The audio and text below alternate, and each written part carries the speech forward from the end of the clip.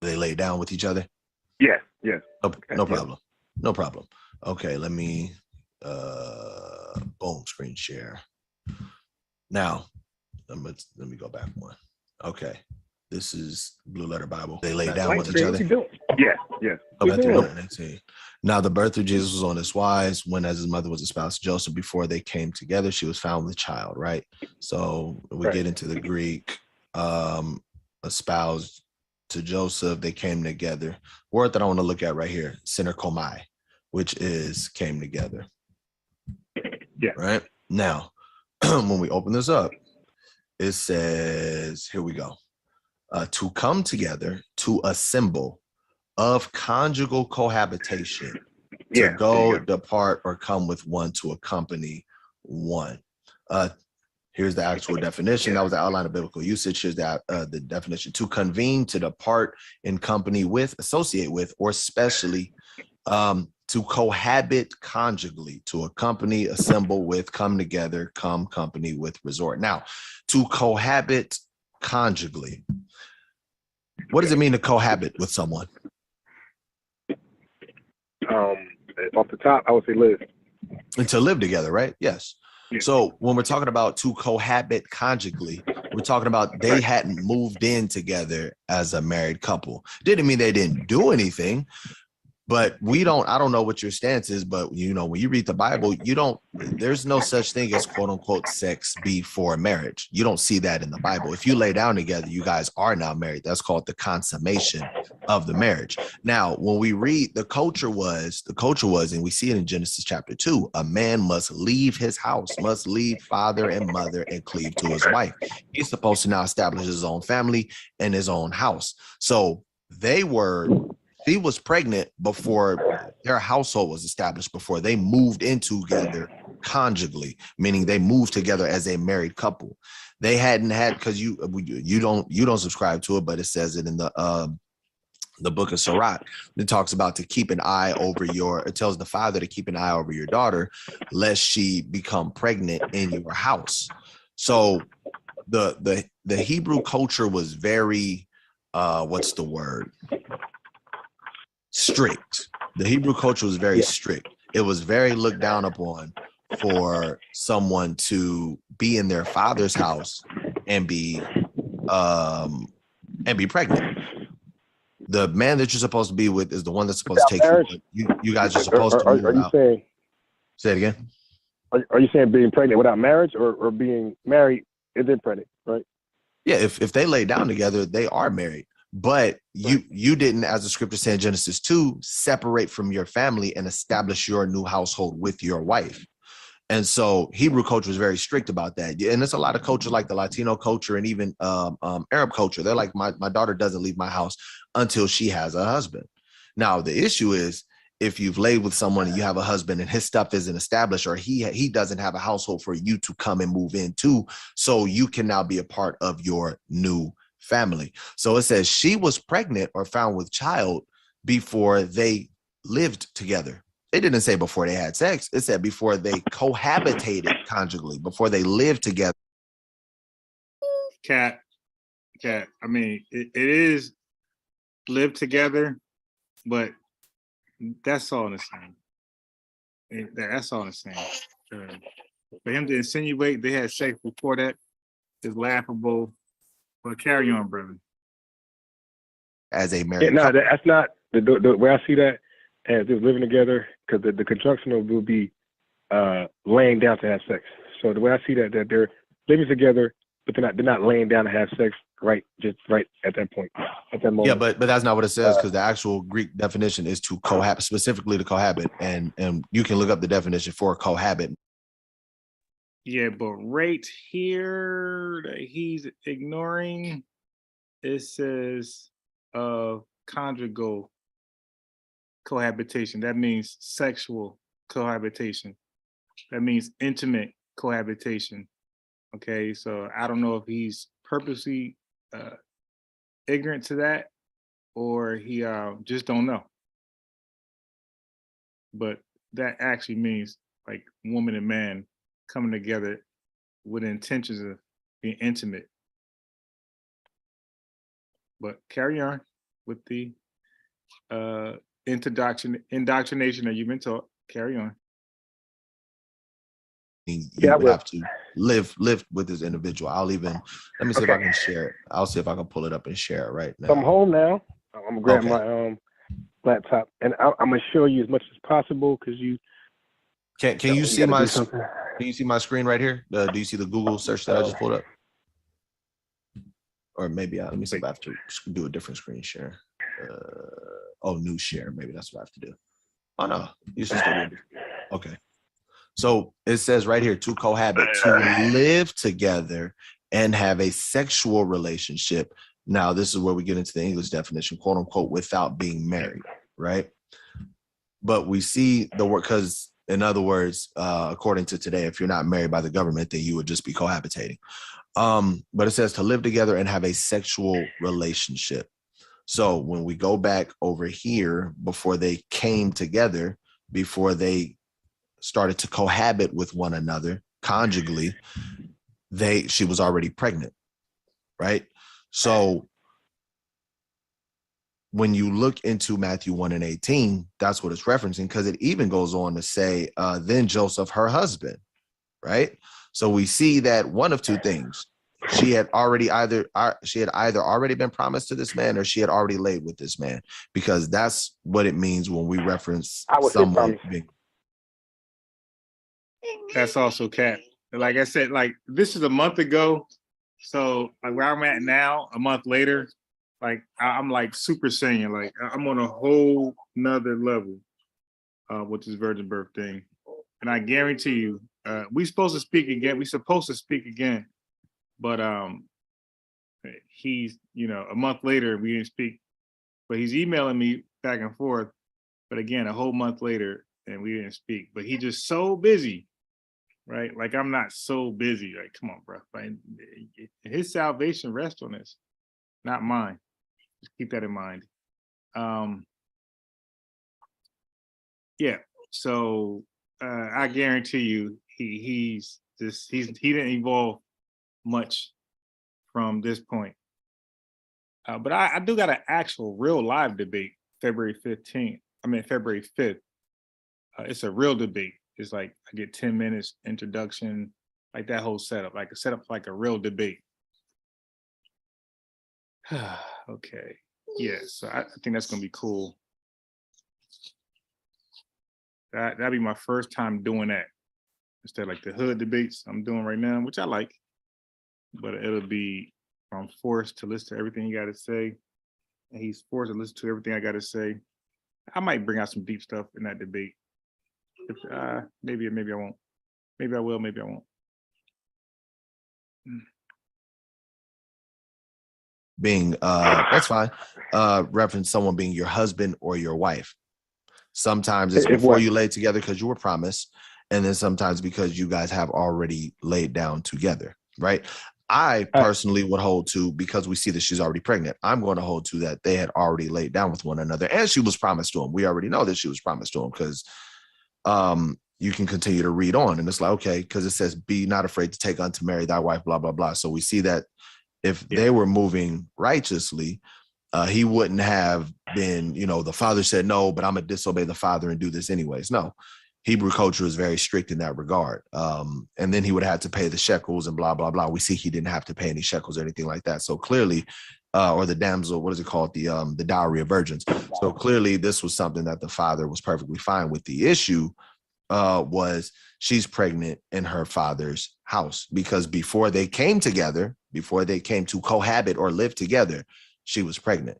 So that's actually the father her father does not even know she's pregnant at this point, which I will explain later. I don't want to say it now. I said it before. It says it. It says it in the wording that Joseph was the first to find her pregnant. So her father does not even know she's pregnant. Joseph was the first to find her, because she was at her cousin Elizabeth's house. She left from there, and Joseph was the first to find her pregnant. So her dad didn't even catch her pregnant yet. And then the angel told him, because Joseph was bugging out when she was pregnant, so the angel told him to hurry up and marry her, or don't, Don't be afraid to take her as your wife. You chose her, what you espoused to her. Now choose her and do everything that he's saying that was not done. So that was the thing. So she was definitely with Joseph from that point on. So she was in Joseph's house once the angel spoke to her. So do again, like these guys, their evolution of the Bible and their position is just stagnated because they think it's strong. It's like, yeah, but it could be stronger and it could be the strongest, like where mine's going. I said mine's, where mine singular is going. But carry on. Our understanding, because we see it right here in the scriptures, and all you have to do is simply go into the original text, which is the Greek, that talks about this this situation. All right. So let me get. And now you see why I'm learning Greek, because they keep using that, going to the Greek, but they're lying though, right? But I like to be the authoritative figure on all this stuff. So I like to be the one who actually just can read the Greek. And like, brother, what Greek? And like, can you show me an example? And I just teach them real fast. Like, that's where I want to be. That's where I'm going to be, I should say. Good counter argument that couldn't be true. No problem. So first, I'm gonna bring you. I'm gonna bring you back to Matthew, because No problem. I'm glad we're able to go to Strong's, read the Greek, because I joined many Greek Facebook groups, and I've been learning Greek with the English, a little bit of Spanish also, and not just that, but I would say that I'm basic English grammar savvy. Okay, so there's a couple things that's looked past when we look at this English translated Bible. So the first thing that you need to know is that when it comes to verbs in Spanish and English, they're different. Spanish has two different type of forms of to be. They got estar and to be. I mean, ser, right? You got como estás and you got ella es. So both are conjugated forms of to be. You got, but they're different in how they're spoken. So como está is how are you? That's conditional. And if I say she is tall, she is actually tall. Right? That's not conditional. That's essential. Right? So that's Spanish. But Greek and English, their verbs are the same. So that means there's only one way to conjugate to be, and that's I am, she is, he is, and we are, they are. So that's your present tense verb. So that's very important when you read this Bible, because you'll see that they use present tense sometimes past, sometimes futuristic, and sometimes you'll see a present participle. So I want to take you to Matthew's chapter 1. This is something that's missed a lot. Okay, so I'm gonna share my screen. Let me check this out. Okay, so we go to Matthew's. So I'm gonna read 2, 3, 5, and then to Jesus. 2, 3, 5. Okay, go ahead. So when you look at Matthew chapter 1, it says Abraham begot Isaac. Who's Isaac's father? Abraham. How you know? Because he begot him. And then it says Isaac begot Jacob. You could read it backwards, or you could say who. You could answer the question: who begot Jacob? It was Isaac. Jacob begot Judas. Who's the father of Judas? Jacob. He begot him. And then you got Judas begot Phares and Zara. Okay. Right. So when it comes to the male, the man is initiating the action, and when it mentions the women in genealogy, she's the recipient of the action. So this is how we read. And Judas begot Phares and Zara. Judas begot Zara. So the question would be, who did Judas beget? He begot Phares and Zara. And who is Phares and Zara of? They're of their mother Tamar. So the Bible shows you the man got the action, begot verb, and of is a preposition of belonging to. So Judas begot Phares and Phares and Zara belonged to Tamar. So that's how that could be read. So verse 5, it says, and Salmon begot Booz of Rechab. So again, Salmon begot Booz, and who is Booz of? He's of his mother Rechab. Then it says, and Booz begot Obed. So Booz begot Obed, but Obed is of his mother Ruth. Then we go down to verse 6. And David the king begot Solomon, who's of Bathsheba. So Solomon's father is David because he begot him, and Solomon's mother is Bathsheba because he's of his mother. So if you look at verse 16, it's very interesting because it says, and Jacob begot Joseph, and actually the lineage stops right there. There's no more begetting. So it says, and Jacob begot Joseph, and then it explains who Joseph is, like his role. Joseph is the husband of Mary, and then it tells you about Mary, Mary of whom was born Jesus. So that's actually how that read. So look, so allow me to do this for you. Allow me to do this. Can I edit? God damn. I can't edit. Okay. They won't let me edit. So watch this. Come on. Won't let me edit. Come on. Come on. All right. You know what? Let me just insert another text box. I'm not going to fight with it. Okay. So we can see this right here. Jacob, matter of fact, I already got it somewhere here. It's right here. Okay. So the question would be, who begot? So this is the other bullet point, how this couldn't be Jesus' lineage, because nobody begot Jesus. It says, who begot Joseph? We know Jacob did because it says Jacob begot Joseph. Well, who's Joseph? Joseph, the husband of Mary. Who's Mary? Mary of whom was born Jesus. So like that's exactly how it's read. So Joseph don't have any children at this point in his own lineage. So this is how we go back to Luke chapter 3 and say, okay, this must be Jesus' lineage and not through his mother Mary, her father. So basically it's Mary's father's lineage, and that's how Jesus is added to the offspring of David.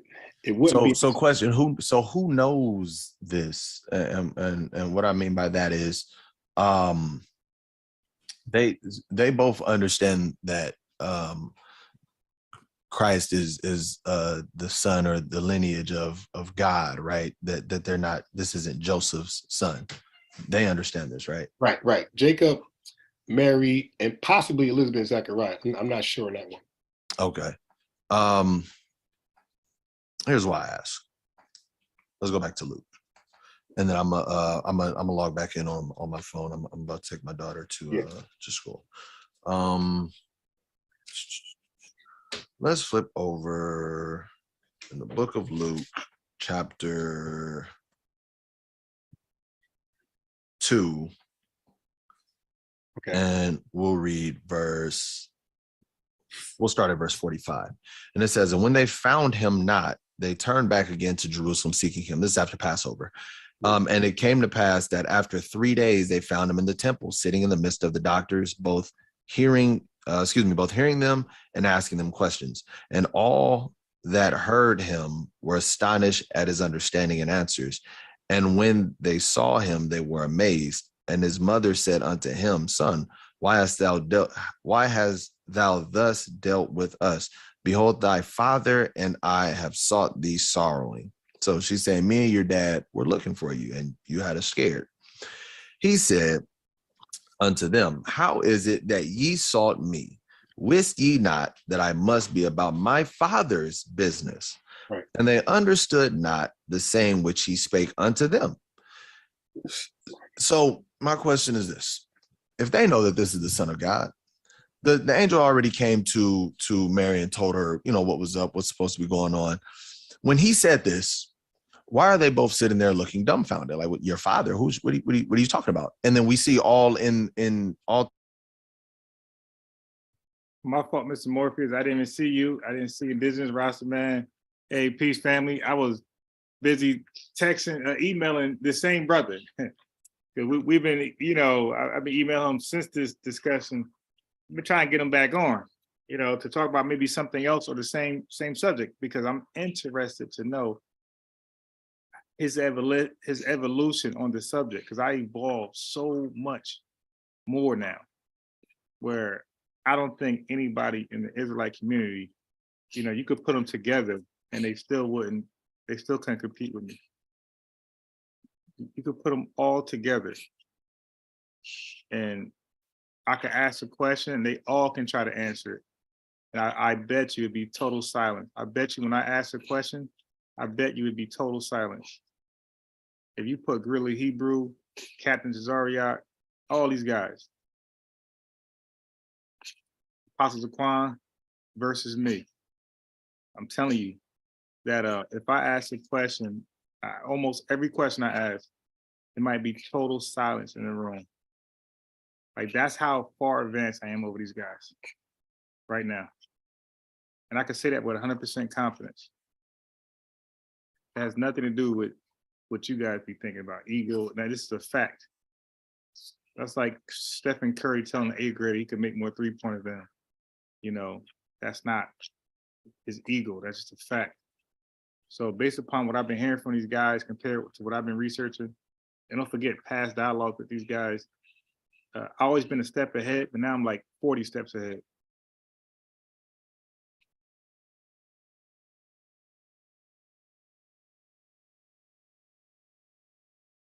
Yeah. Now, Mr. Morpheus, if you come with that question, he's not even going to want to have a discussion with you. If you come with that angle, good luck. He's not going to want to even be on the same stage as you. So this is why I come to their world, you know? I come to their world. And I have this discussion in their world. You know, I swallow the pill, the other pill. I fall asleep and be with the agents, I guess. Yeah, I fall asleep and I be with the agents. So I'm in the agents world where they can't die. And I'm fighting like Morpheus. Hey man, your name. I'll fight like Morpheus in their world. And I will still come out victorious. Because Mr. Morpheus, what I'm saying is that they don't know the book better than me when it comes to this particular story. Like I'm light years ahead of them. And I only been studying this for 2 months. These guys have been doing this their whole life or their whole Israelite life.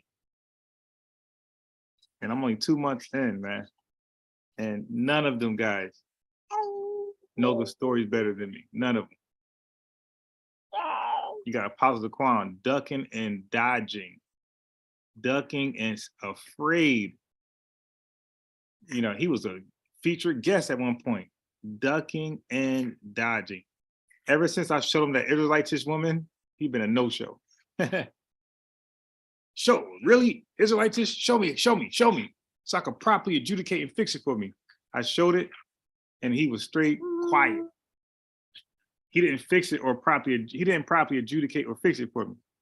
He was totally quiet. I showed him that Israelitish woman. And I could show him a Canaanitish woman. That's because these dudes, you know, they're I realize I got a gift in research. When I look into something, I think I go further than most people,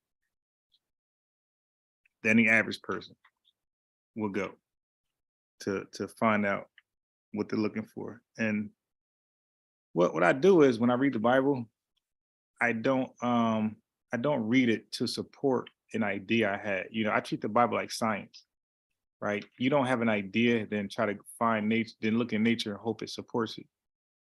You instead look at nature and see and try to understand what it's showing you, and then look for evidence, and then see if there's evidence to support what you just seen. So I read the Bible, I'm like, okay, that's interesting. Okay, it gives me a thought. Okay, I think I understand this. So I think this is talking about this in Revelation, you know? And then I don't go with confirmation bias looking for that. I just read other parts. And when something sticks out, I say, oh, wait a minute. I read that in Leviticus. Wait a minute. And I think this, wait a minute. Yeah, I think this is tomorrow. This is tomorrow Revelation. Like, and that's a genuine way to do it. Nah, Miss Morphy. These guys are my kids, man. I'm telling you straight up. They can't. When I debate these guys, they can't answer any questions I have, and these be important questions. That, as a matter of fact, I got 2 Israelites that's a mentor now. I got two Israelites that I mentor. Now they're still, you know, in the One West, so they got a little, you know, they're like Blade. They half now. They half vampire and half human. You dig? I'm trying to get them to come all the way human. It's gonna be a long process because they're still fighting. They still need that blood, and that blood is like I guess the racism. Like they have towards white people. So they need that racist confirmation. So certain things I talk about, it triggers them, and they ain't trying to let that go. Like that Esau stuff. Yeah, Islam. Yep. Yep. So so let me play this guy, because like I said, now this guy got lucky, because this guy he was so fortunate. He was like I think my second debate. I don't know, but he was very early when I took on this subject again. So I was nowhere near like polished. And right now, when people say a beast, like I'm really that four-headed dragon in the Bible. Like I'm a beast right now. So I would love to talk to him again so y'all can see the difference with the first. So I got one brother who's gonna come back. So now I got a lot of debates on private. I got a lot of private debates that have not aired because it was so one-sided. I just felt bad for them. And they represent camps. So I didn't want that to get out before I debate their camp leaders. So that's why I made it private. I'm like, all right, if this get out, he's gonna be embarrassed, and his camp leader ain't gonna want to talk to me, because they're gonna know where I'm at. So I decided not to let these go, because they are part of these camps out here. And I said, nah, this is gonna mess up my chance to get to the leader.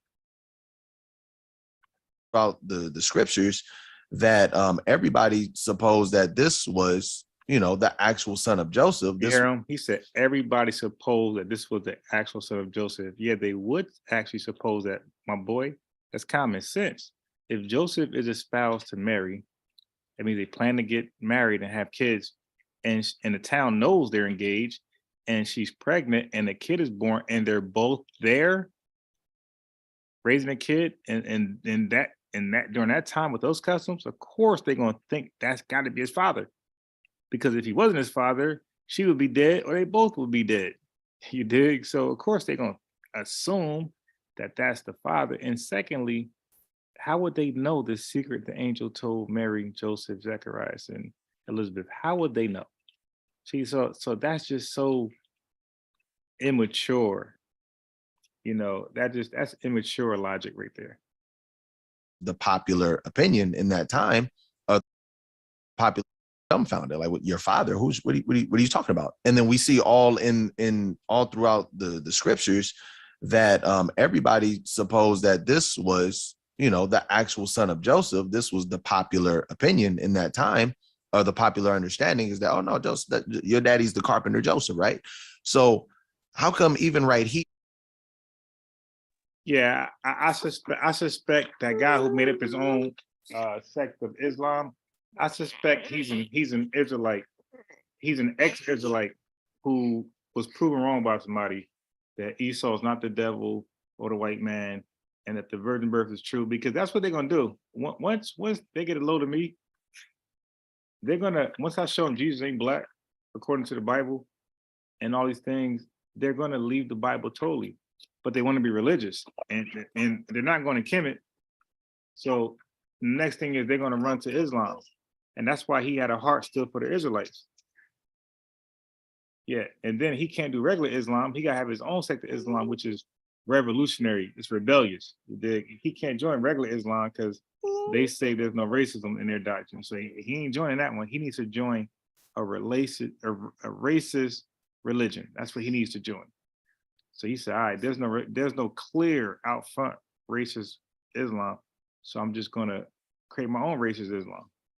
But he should just join the Nation of Islam.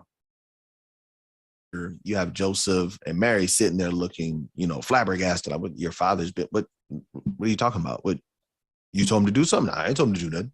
But why is there confusion here? If they already knew his mission and they knew he was the son of God.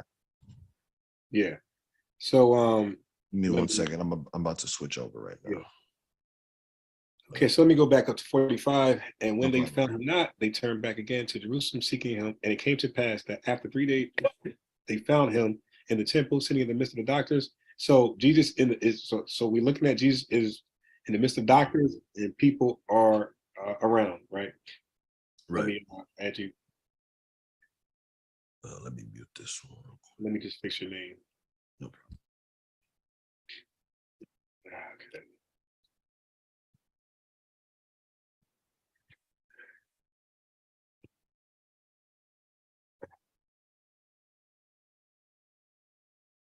All right.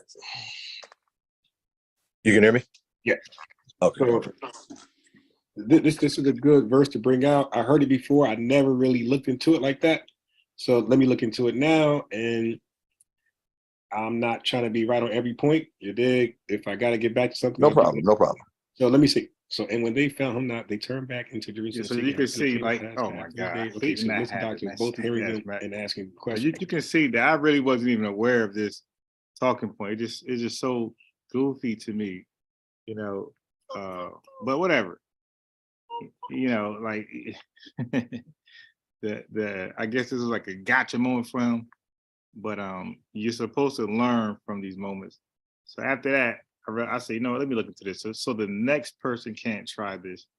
But again, this is irrelevant to the argument because he got to defeat Matthew 1:16, where it says Joseph doesn't have any, he didn't beget anybody in his own in the lineage that he's a part of.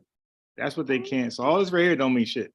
Like, to be honest, but I'm having fun to make it long. I don't want a quick debate. Got to be long and entertaining.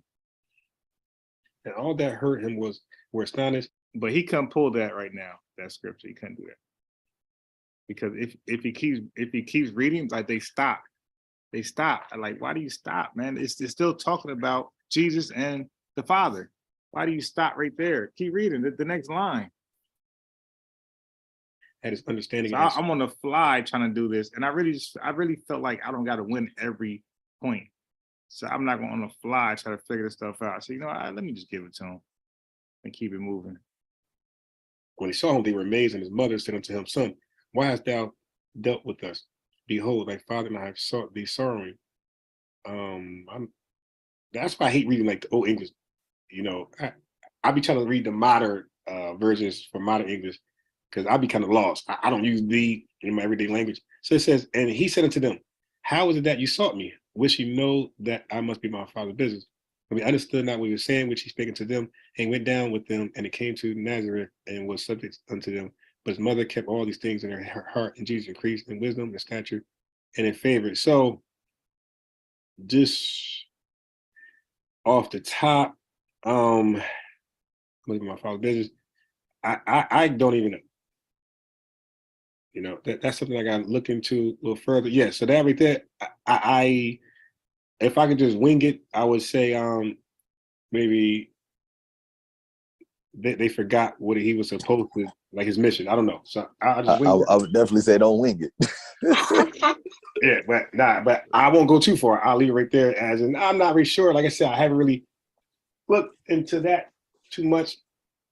But you know, that's something for me, as I said before, when somebody brings something up that I'm not unaware of or I never really looked into, I don't dismiss it. What I do is I go look at it later, you know. Right. And when we build again, I'll give you my thoughts. Or I'll just let that go as that's just what it said. You dig? Right. And that's respectable because, you know, I've heard many of people just sit there and whatever can come to their head to combat the conversation, they're gonna throw it out there.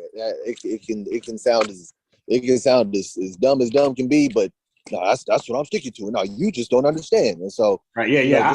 I don't like that when people can't make sense of something. All of a sudden, the Holy Spirit, I wish you gonna let Catholic stuff. Yeah. Right. So yeah. Now I'll just leave it just like that. It said what it said, and I'm not sure exactly why it went that route. So I'll just leave it like that for me. That's fair. But that, you know, and that's in addition to, like I said, we have come over to the side. We have a number of scriptures where it talks about him being of this particular lineage, and the Chronicle scripture is a big one because it says that Solomon. So my question is this: because this is something that I would like to know your thoughts on. Do you feel that Solomon fulfilled what he needed to fulfill? Okay, so I didn't know. Again, I guess this is really irrelevant to the virgin birth, but he's making it relevant because now he's saying Solomon's part of it, and it's my job to like exclude Solomon, I guess. And well, I could do it now. And to answer his question now, no, Solomon did not fulfill it. At that time, I didn't know it, but let's go. As Got your questions. How would I say it? As king, do you feel like Solomon was? Hold on, real quick. What happened? Okay. Do you feel that Solomon fulfilled righteousness, or was he a wicked king in the eyes of God? Or he was definitely wicked in the eyes of God, verbatim. That's what God said. He said he was evil in the sight of God. So I mean, but he should know that since you keep bringing Solomon up. So, you know, gotcha moment. That's all this was. what do you feel about that? Yeah, I'm going to say I'm not the guy for Solomon. I got to look back on, you know, I know other stories better, but I'm not the most. I'm not the most well versed right now on Solomon's plight. So I got to. That's some more homework I got to go back and do. Okay. Homework's done. Answer is Solomon was wicked. Okay. I do want to say so. Yes, I'll get back to you on that. I'll get back to you on Luke chapter 2, verse 45 to 50 to 50. I'm sorry, it was connected to my Bluetooth, so then I lost. Yeah, so I said I'll get back to you on Solomon, and I've been kind of lazy lately. I've been kind of lazy because people have been bringing up Solomon, and I haven't doubled back. So and now I'm putting a spot, so I gotta just go ahead and do that and just do it. But from Luke 2, verse 49, what he said about my father's business. So apparently it said that they didn't know what he was talking about. And then Mary kept it in her heart. So she kept it in her remembrance. Like, what the hell is he talking about? She thought about that, yeah. She was like, dang, what does that mean? What is he talking about? So, and it said he increased with stature and favor God. But I will say this. So leading up to that, if we go all the way down to up when the verse starts, chapter 2. I'm sharing my screen, but you can't see it. But when we go,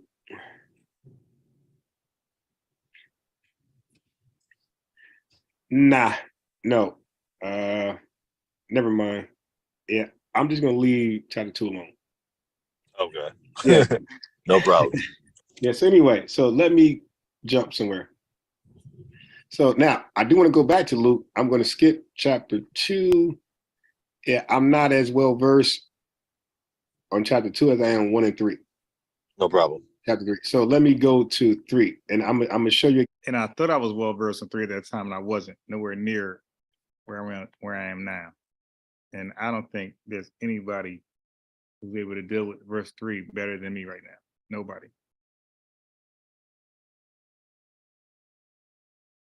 Yeah, that is in the language, right? So the thing about the genealogy of Jesus, like I said, it's very tricky because you really got to look at what's going on and look at how. And by the way, I'm a chess teacher, so we teach patterns, we teach patience, discipline. You know, we plan well, and I teach that for my little kids, you know, elementary kids.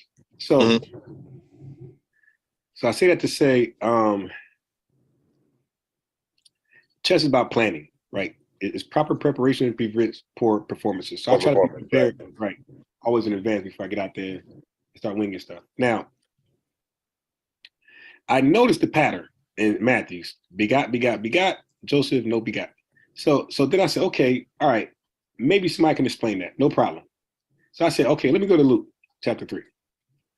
Now, here's the hidden gem that I believe that was in Luke that was missed, like I believe was missed in Matthew. Like the author is trying to tell us something and we're looking past it. So let me go to Luke. So Luke says a couple things here. Hey, so, peace, Eric Bond. I'm going to go to, again, the words, right? Verbs, prepositions, those type of things. All right. So the words pretty much, if you hit the Strongs will agree. And I don't mind you reading from Wisdom of Solomon, because I don't believe they debunk me. I believe. Yeah. So what they try to do, they try to intimidate you and say, I'm going to read the Apocrypha. Go ahead.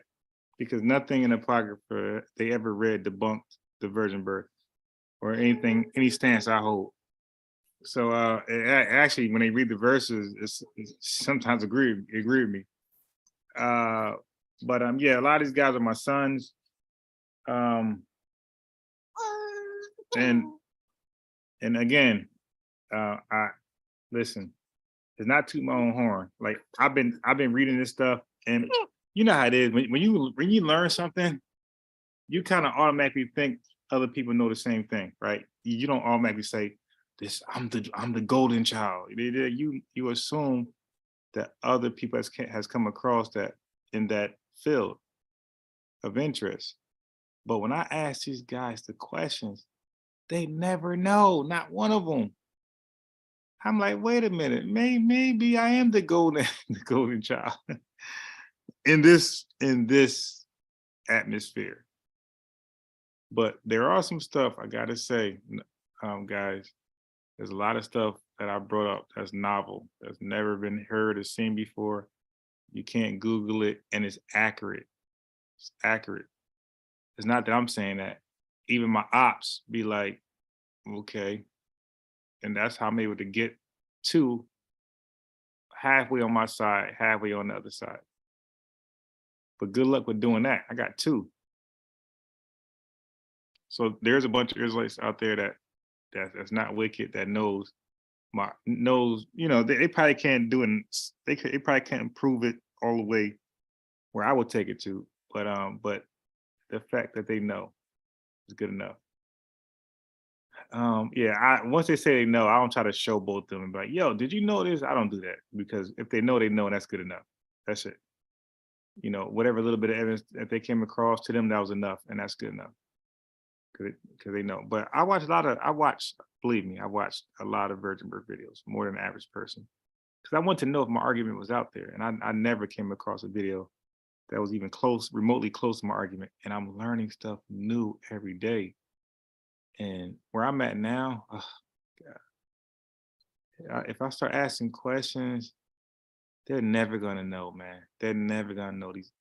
Yeah, wait till I go back into the genealogies and I ask them questions. They're not gonna know. Look, I had debates all day today. And when I got home, my internet cut out because I was downloading Norton. And I paid for 3 different things. And the Norton VPN, somehow, when I enabled that blocked my internet. I couldn't go online for a whole hour until I realized. I went on Google. They said you got to delete whatever VPN you just. So I'm like, hold up, but they charge me for this shit. It blocks my internet. So I'm gonna call them tomorrow. Like, yo, man, refund me for that shit. Y'all VPN, y'all Norton VPN, protect me from the internet. You block my goddamn internet for a whole hour. So I'm because it's so late. I panicked. Feels like earlier I wouldn't have panicked. I would have tried to figure it out. But being that it's like 9:15, I got no internet. Panic. I just deleted that shit and Googled how to get rid of it. But yeah, and this is Black man. He might be obsessed with me, like, and not in a no homo way, but it might be like a little friendly jealousy of what I know, because he's always saying that he said something before me. And let me tell you what that is. Elijah Muhammad said a lot of stuff. He just said it. He never taught on it.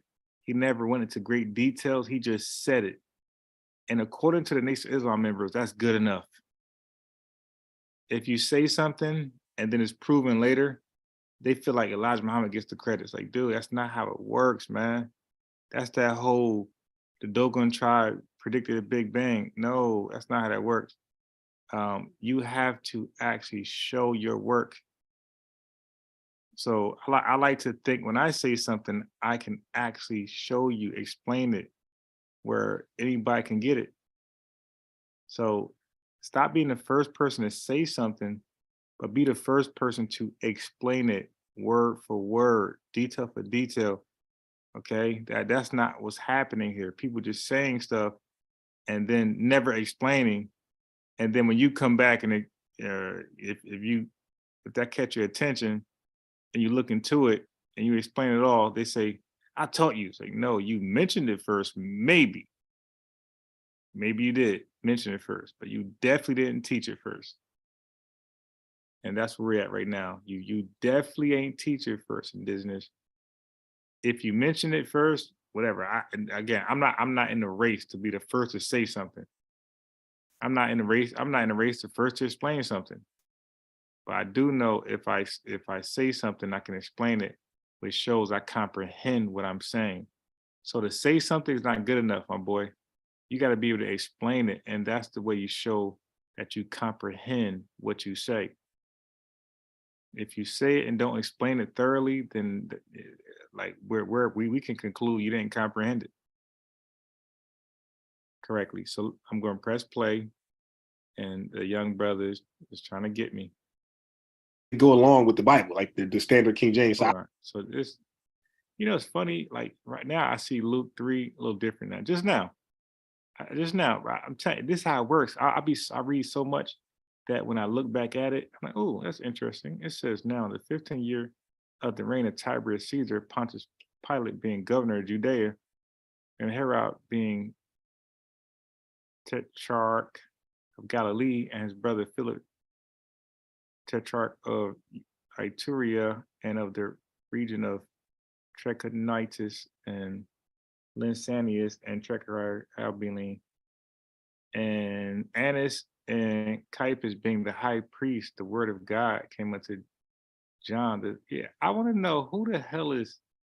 I never really paid attention to that. Who the hell is Annas and Caiaphas being the high priest? And Caesar, no, you got Pontius Pilate being governor of Judea. Because I was just reading governors in the Old Testament. And, because after the kings were done, I think Zedekiah was the last king. After that was done, was put to a halt, they was dealing with governors. So I'm like, wait, okay, so this word governor. I never really paid attention to Luke 3:1 where it says governor until just now. Because, we be in a rush to get to verse 23 where it deals with the lineage of Jesus. So we kind of like tend to skip all this stuff right here. So this is interesting. All right. Yeah, Corinne, just make a friend doesn't look like you. You made, yeah, and that's a fact. I like that quote by Kareem Abdul-Jabbar.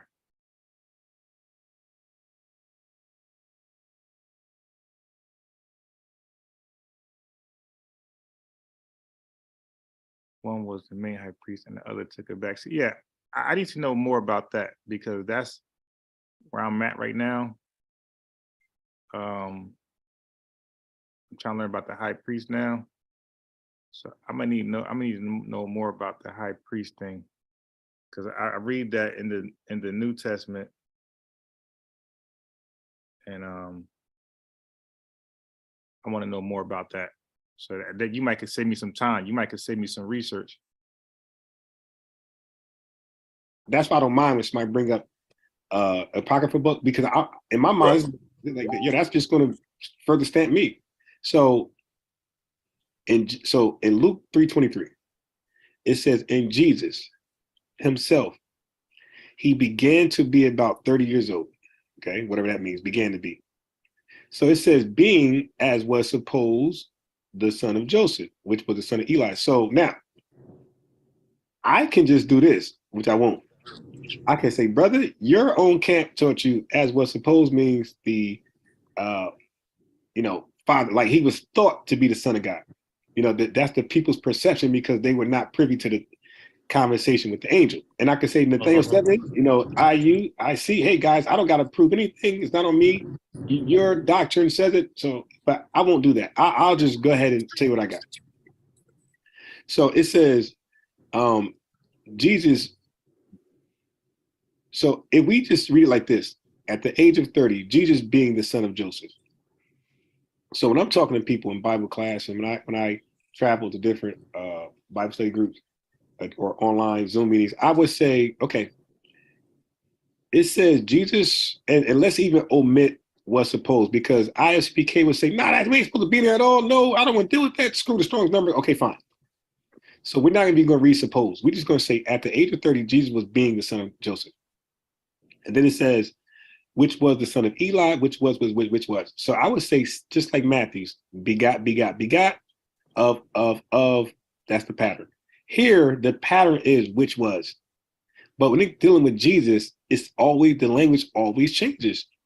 It don't say Jesus, which was the son of Eli or Joseph. It says Jesus being the son of Joseph. So I would ask people in my studies. Yeah, my fault, because when I was having the discussion with him, I'm not sharing it. So let me just share what I'm saying to you guys, because you're not seeing it. For some reason, in the video, I didn't go to the verses. So this is what I mean. This is what I pay attention to. It says Jesus was about 30 years of age, and Jesus was being as supposed the son of Joseph. But everybody else, if you read past Jesus, you're going to watch this. Okay.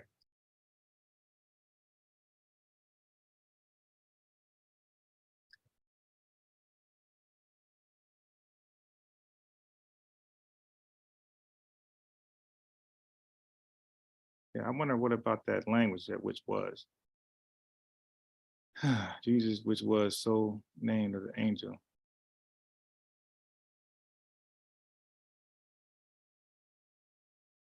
Okay, here we go. So look, you got all those which wases, but when it says Jesus, there's no which was. It says being as was supposed the son of Joseph. If you get rid of the parentheses, I wouldn't even care.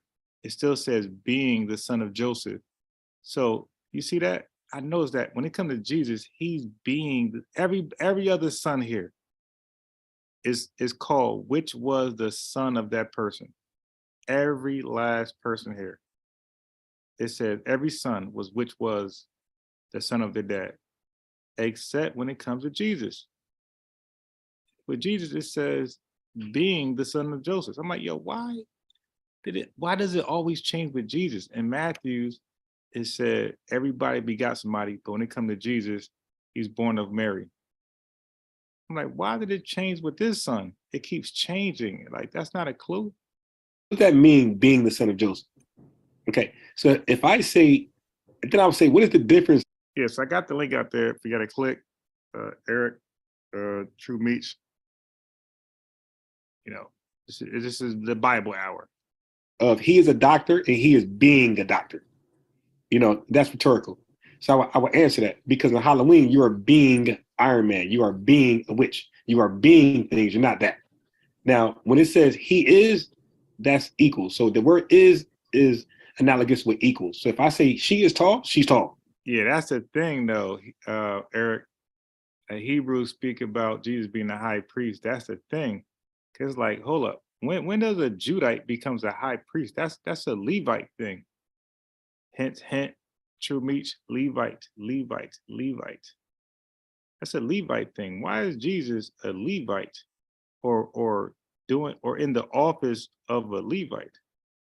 When was he consecrated to be a high priest? And who consecrated him to be a high priest? So how is he a Levite as a Judite?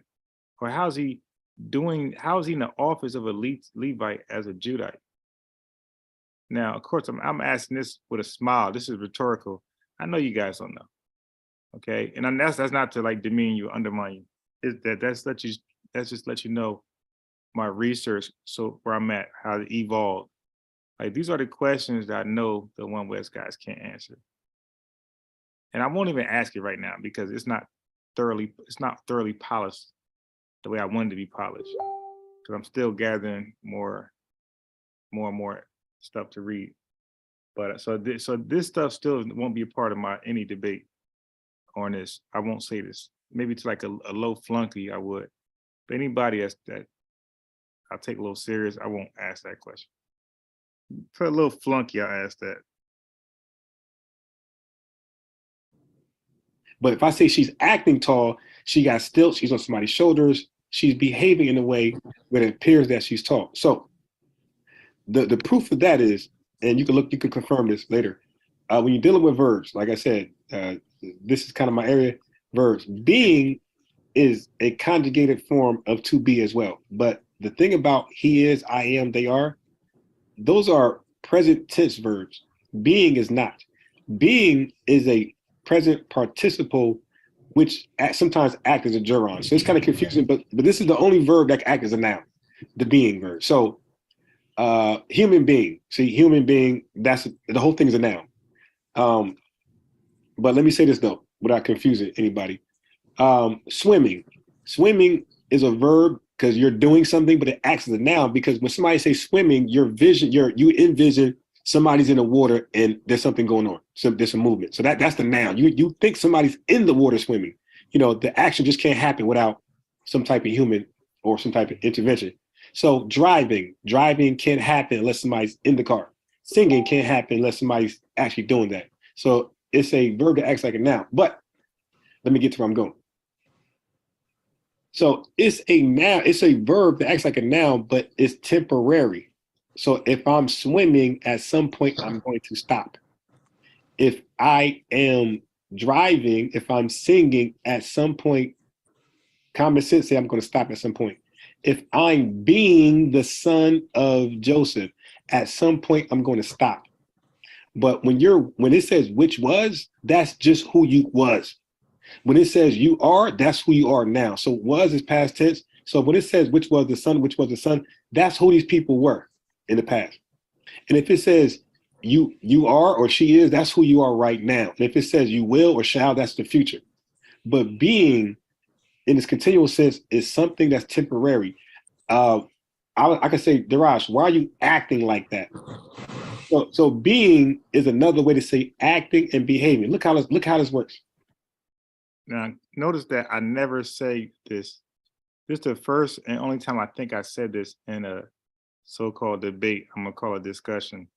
Like I can go this route if I wanted to. I don't even touch Luke 3.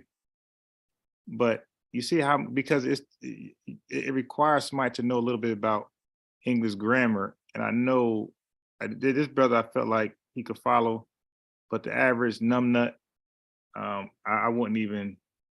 There's no point. I'm confident that some of these guys have, and this is not a shot. This is what I believe is their current condition in life, the current status. I don't believe these guys got a certification of from high school, any type of degree, diploma. I don't believe that. So it's like pointless to go through this. Past participle, all these things that they have no idea what I'm saying. Of is a preposition of possession. They like, what? So it's like useless. It's like casting your pearl amongst swines. I could say, man, I was with Darash and he was acting nervous. I could take out acting and say he was behaving nervous. I could take that out. I could say he's being nervous. So that's all a conditional. Now keep in mind, this is an old debate. This is a month ago. I'm in works with the brother trying to get him to have like a recap conversation, because this is when you should know when people are in nothing. It's when it's like their evolution. It's like how far are you now from where you were a month ago when we had this debate? Because I'm clearly way more advanced than this conversation today. If this brother's still bringing the same argument, that's when you know you're in a religion, you're in a cult. Like your argument should advance, or if it does not advance, it should be indestructible. It should be bulletproof. But it don't be. These guys don't. Their arguments don't be invincible. It'd be easily penetrated with a water gun. Right. That's just for right now. That's not who you are. But if I describe your character and I say Darash is nervous, or like he's a nervous person, that's who you are from conception. So, and that would be essential. So if I say he is black, that's who you are essentially. But if I say he's acting black, that's just who you are right now, and you're going to go back to normal. It's going to stop. So it says Jesus. Yeah, Spanish calls it conditional and essential verbs. Being the son of Joseph. That being is what he is behaving like right now, and it's going to stop. But everybody else, which was all the way to Adam, it says Adam, which was the son of Joseph. Which was the son of God. So that's the short form, for the sake of time. So there are the language there when it comes to Jesus, it always switches in his genealogy to show the readers something's different going on with this guy. That everybody else, it seems more consistent. So, Okay. yeah. Oh, go ahead. No, I'm done. So how would you respond to that? Okay. So, depending on the context, being can mean acting and it can not mean acting. What do I mean by that? Because if I'm being nervous and I'm actually nervous and you see my state, my state of being. All right. So you wouldn't be being nervous. You would just be nervous. Okay. But as a matter of fact, you would be being nervous, but that doesn't change anything. That means you're going to stop being nervous. See, he just agreed that being nervous is temporary. So, I mean, I don't know how he disagreed with anything I just said by him saying he's being nervous. I just said, if you're acting crazy, it doesn't mean you're crazy essentially. That just means you're crazy conditionally. So if he's nervous, I got to ask the brother, is that something you were born with? Or are you acting nervous where it's just your condition right now? So he didn't disagree with anything I just said. So right now, looking back, it's like, damn, did he actually process what I was saying? That is physically, literally what I am at that moment. I don't have to act like I'm nervous, because when you're acting like you're nervous or when you're acting like something, you're pretending. Yeah, that's why we got to say, if I'm actually nervous and you said, see my state of being as nervous, that is not the same thing as me acting as if I'm nervous. Those are two different things. So I would disagree with you there. Wait, my boy, you won't say now. Look, that was a childish example. That was a child's analogy. Why would you call yourself acting like something? You never know what you're acting like. Okay. And if you know you're acting like it, then it's false. Other people say you're acting like it. You're acting childish. You're acting brave. That would be somebody else's testimony looking at you, judging you. Okay, that wouldn't be you judging yourself. Why would you judge yourself and say I'm acting like something? You would like to believe that it is what it is. So you would say about yourself, you would say I'm nervous. You would say I'm brave. You would say I'm cold. But the person who's observing you would say, yo, you acting cold, or are you cold? But again, it's still conditional. So this is just a goofy response. Now it will lead me to my question, because in some instances, you can use them synonymously, and in some instances you can't. So it just depends. So I don't know how you would come to the conclusion with this particular situation to say he's acting as the son of Joseph. Yeah. But if that's where you stand, you also said, it's just right now, but it will stop. So now my question is, at what point did it stop? When he died? Was it during his ministry? Okay. At what point did he stop, being the son of Joseph? Okay, it's a good question. So now let me respond to what you just said. So maybe I left this out. So when somebody's acting crazy, acting nervous, brother, that's the person's perception. It's not a fact. So that's what I mean by behaving like that, acting like that. So when somebody says Daraj is being or acting or behaving, that's their personal assumption or assessment on you. Like a cop could say, well, he was okay. So I did express that. Good. Acting weird, or he was a danger to my life. That's the cop's perception on the brother. That's not a fact. So again, that's the ing.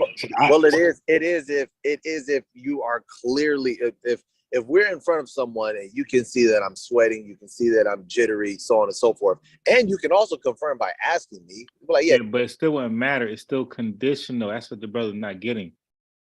It wouldn't matter if you actually are. It's not essential.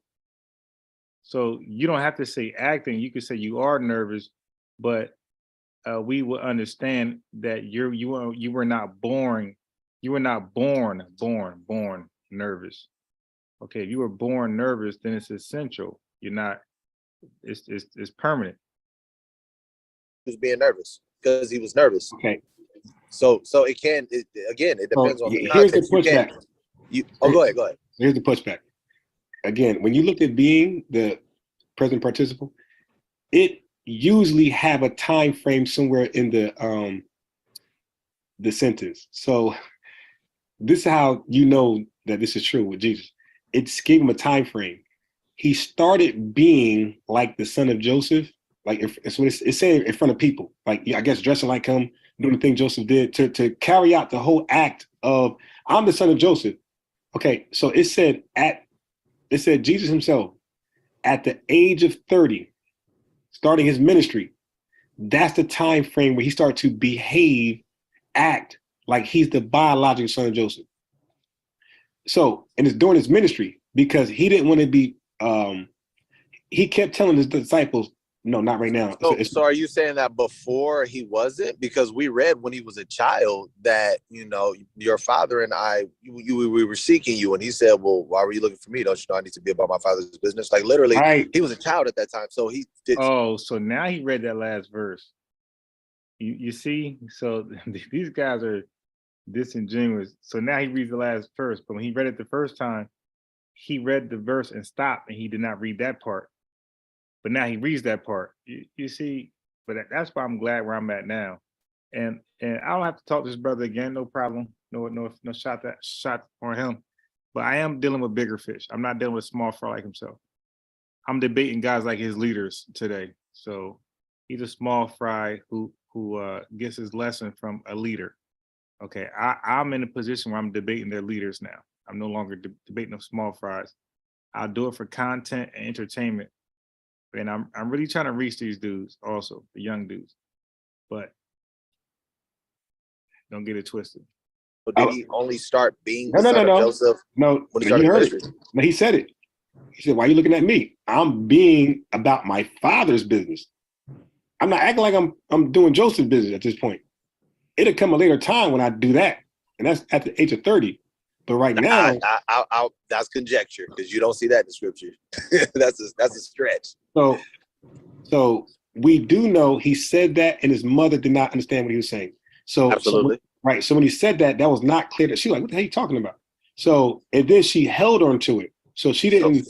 Yeah. So she didn't. Wouldn't he still be about his father? Well, he's more about his father's business in his 30s because that's when the ministry starts, and that was his father's business. But the other thing about his father's business, he first had, because remember we read in the scriptures, it said, yeah. So what he's missing is that he, like I said, he cut me off earlier when I said Jesus kept telling disciples, "No, not right now. The time is not now." For him to be taken and be sacrificed. So he kept telling disciples, not now. Like the time is not now. And a lot of times he would escape capture from the Romans or the Jews because he realized that it's not now. They can't put me in the cross now. The ministry isn't done. So no, but he had to go out, and he had people had to believe he was just the son of Joseph, the son of the carpenter, so he could continue to minister, because as long as he's seen as that, he's not a real threat. He's seen as a crazy guy walking around. It's only when he started to make noise, when it was like, all right, let's get this guy out of here. When it was kind of believable. When God started confessing he's the son of God, that's when it was okay, let's get this guy out of here.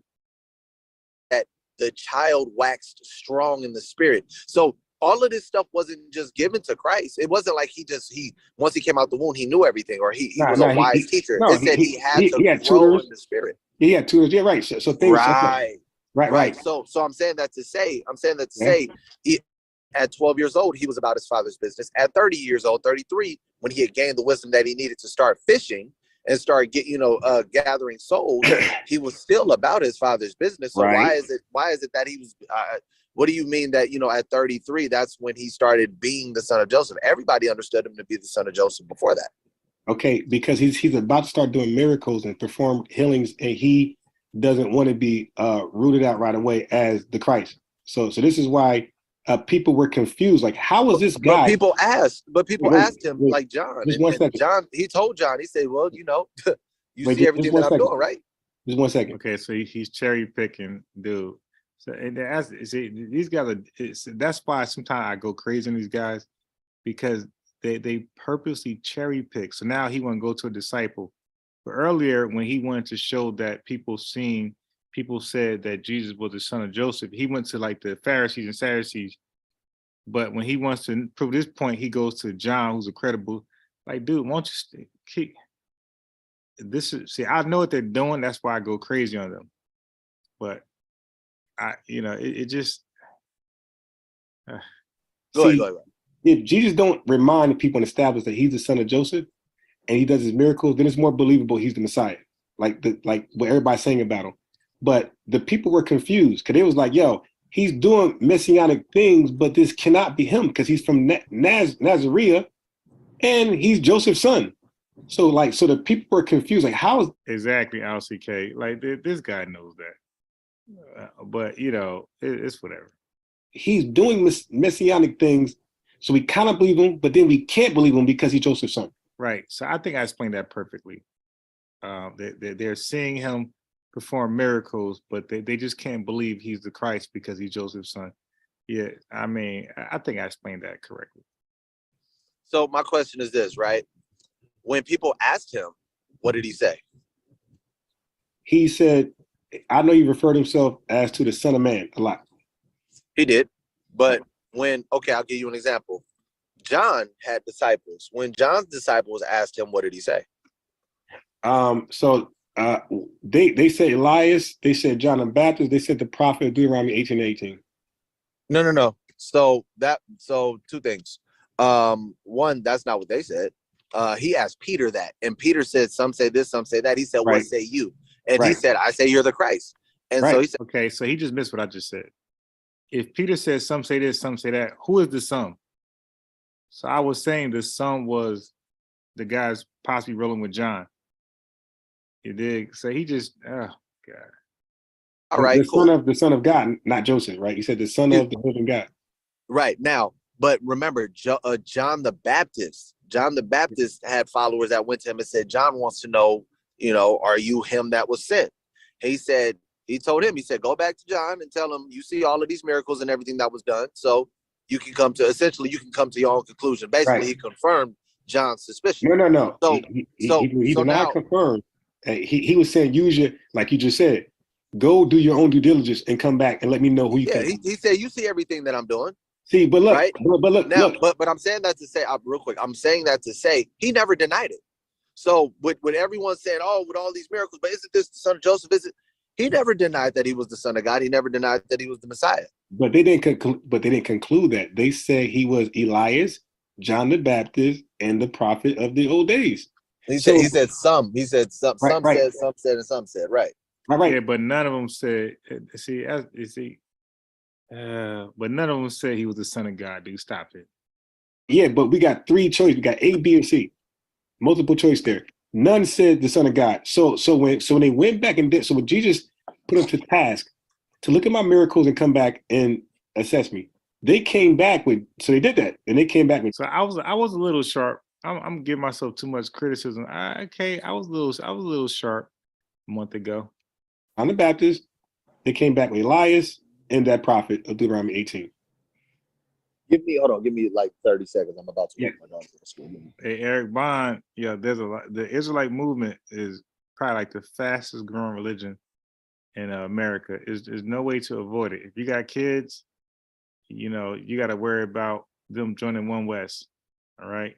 So there's no way to avoid this. So, but you're lucky that the Bible, their talking points, so you can educate your kids about these camps. But brother, other people's not as fortunate, so they don't know how to combat this One West doctrine, how to prepare their kids for it. When because these One West guys, they got kids too, and their kids your kids' age. So you are fortunate to be aware of their doctrine, and you can teach your kids about it and how it's BS. But the average dude, no, that's not the case. Yep. I had told Smiles that too.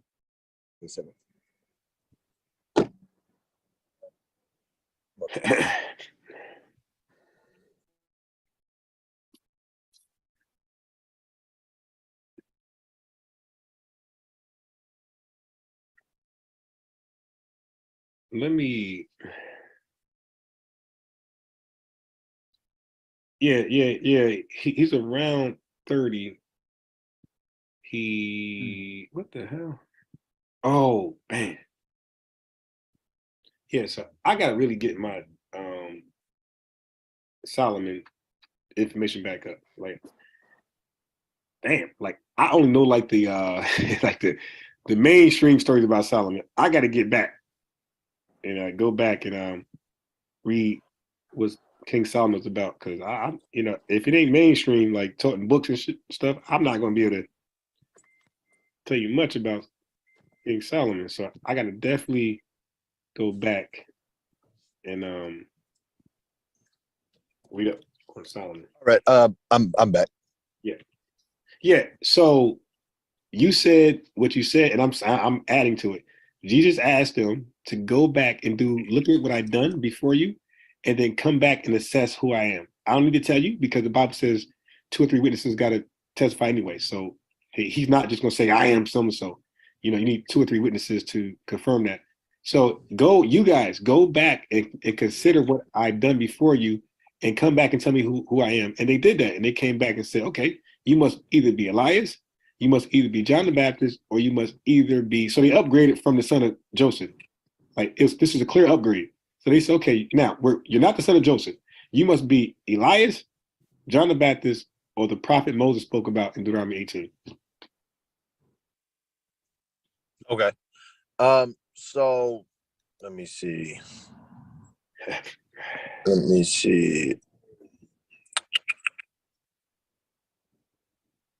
Let's go here really quick. So I'm gonna read John 3 and 1. I'll start there. It says, there was a man of the Pharisees named Nicodemus, a ruler of the Jews, right? This is just to establish who he's talking to. So I want to drop down.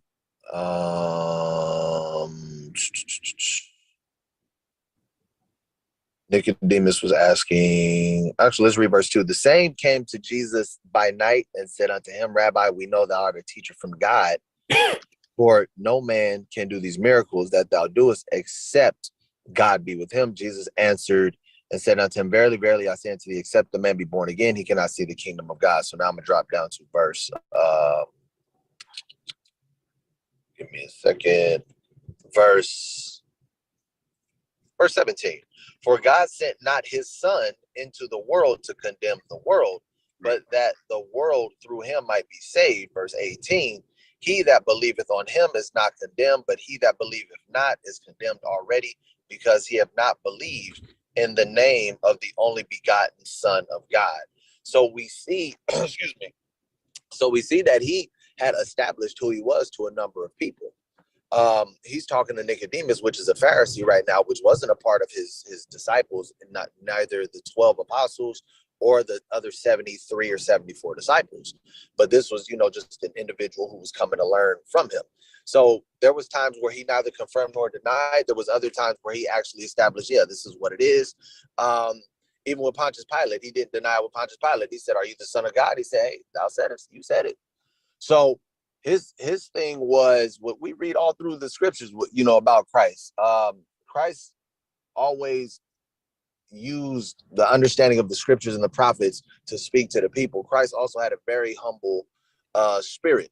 Yeah. So it wasn't really mandatory, for lack of better words, for him to have to sit up there and establish who he was. People saw what he did and people knew who he was. So going back to my point earlier, when he was 12 years old and about his father's business, everybody, including Joseph and Mary, was like, this my son. What is he, his father's bit with? I didn't tell him to do nothing. Then when he established his ministry, and he's still being about his father's business, because early on he was doing things in phases. So at 12 years old, he's still learning. That's why he's sitting inside of the temples with the doctors, which are the Pharisees, the scribes, the Levites, so on and so forth, gaining this wisdom and understanding as he continued, as the scriptures say, to wax, which means become, wax strong in the spirit. Then he got to the point where it was time for him to go out and do his ministry. He was still the son of God, but everyone still saw that he was the son of Joseph. Nothing ever changed. At no point in the scriptures did anyone deny that he was the son of Joseph. Did he deny that he was the son of Joseph? Did Joseph deny that he was the son of Joseph? That Joseph even was like, I don't want to talk about it. It was none of that, because even when everyone's walking around saying this is Joseph, this is excuse me, ain't you the son of Joseph? When we read the scriptures, everyone looks at it and says, well, Mary was pregnant. Joseph was like, oh, yo, like, you pregnant and we didn't lay together. At some point, either Christ or Joseph, maybe even Mary, you know, when Joseph got of that age, that was a conversation that could have been had anywhere in the scriptures, but they never had that conversation. And in fact, there was confusion when Christ referenced his father or referenced his father's business, and he wasn't referring to Joseph specifically. But we do see all through the scriptures that Christ was the son of God. Nobody's going to argue that. But we also see that, you know, people like Adam was the son of God. We look at Enoch, which was the son of God. That whole lineage were, you know, sons of God. No, go ahead. The Bible says that he chose them. Okay, so now listen. That's what made them sons, because we read that in Romans 8 as well. Again, good. So you agree with the adoption thing? Exactly. That's right. So you could be adopted into the lineage. You what do you mean? You can't be adopted into a lineage. Yeah. You don't read that anywhere in the scriptures. Yes, we do. But again, it's about you were supposed to pull that up. You never did. Yeah, I got you. Well, because you won't listen. Look, so I see a few things, I make some points, and then you flow, right? You flow, and you be making, you know, you bring out good verses, you flow. I haven't flowed yet, right? You did. The whole time, the whole 15 minutes I was driving to, 12 out of the 15, because I started speaking when I was 2 blocks away. The whole time I was driving my daughter, you spoke the whole time. You can go back and listen to it. It was for no, but that wasn't of 10 minutes. Right, but I was focusing on something in particular. Like I showed you the difference in genealogy of Matthew and Luke, but I didn't flow because we addressed Matthew's right away and we addressed Luke right away. I'm saying flowing where I bring out multiple scriptures, and like you just did, where I could tell like a storyline and then stop. Right. So that's what that's what you was. Okay, we'll go. Well, I'm allowing you to go ahead and flow and bring out somewhere in the scriptures to deal with someone being able to be adopted into a particular tribal lineage. So this is what I'm gonna do. Go ahead. I'm gonna try to, as much as possible, bring out everything. Okay. No problem. Is that cool? Okay. So let me see where I want to start from. Blah, blah, blah, blah, blah, blah, blah, blah, blah. Okay. So the law in Deuteronomy 25:5. Mm-hmm. If brethren dwell together and one of them die and have no child, the wife of the dead shall not marry without unto a stranger.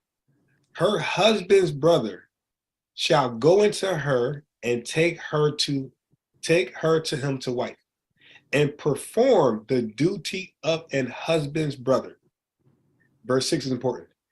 And it shall be that the firstborn which she beareth shall succeed in the name of the brother which is dead. So the dead brother has no seed. He has no biological brother. Offspring.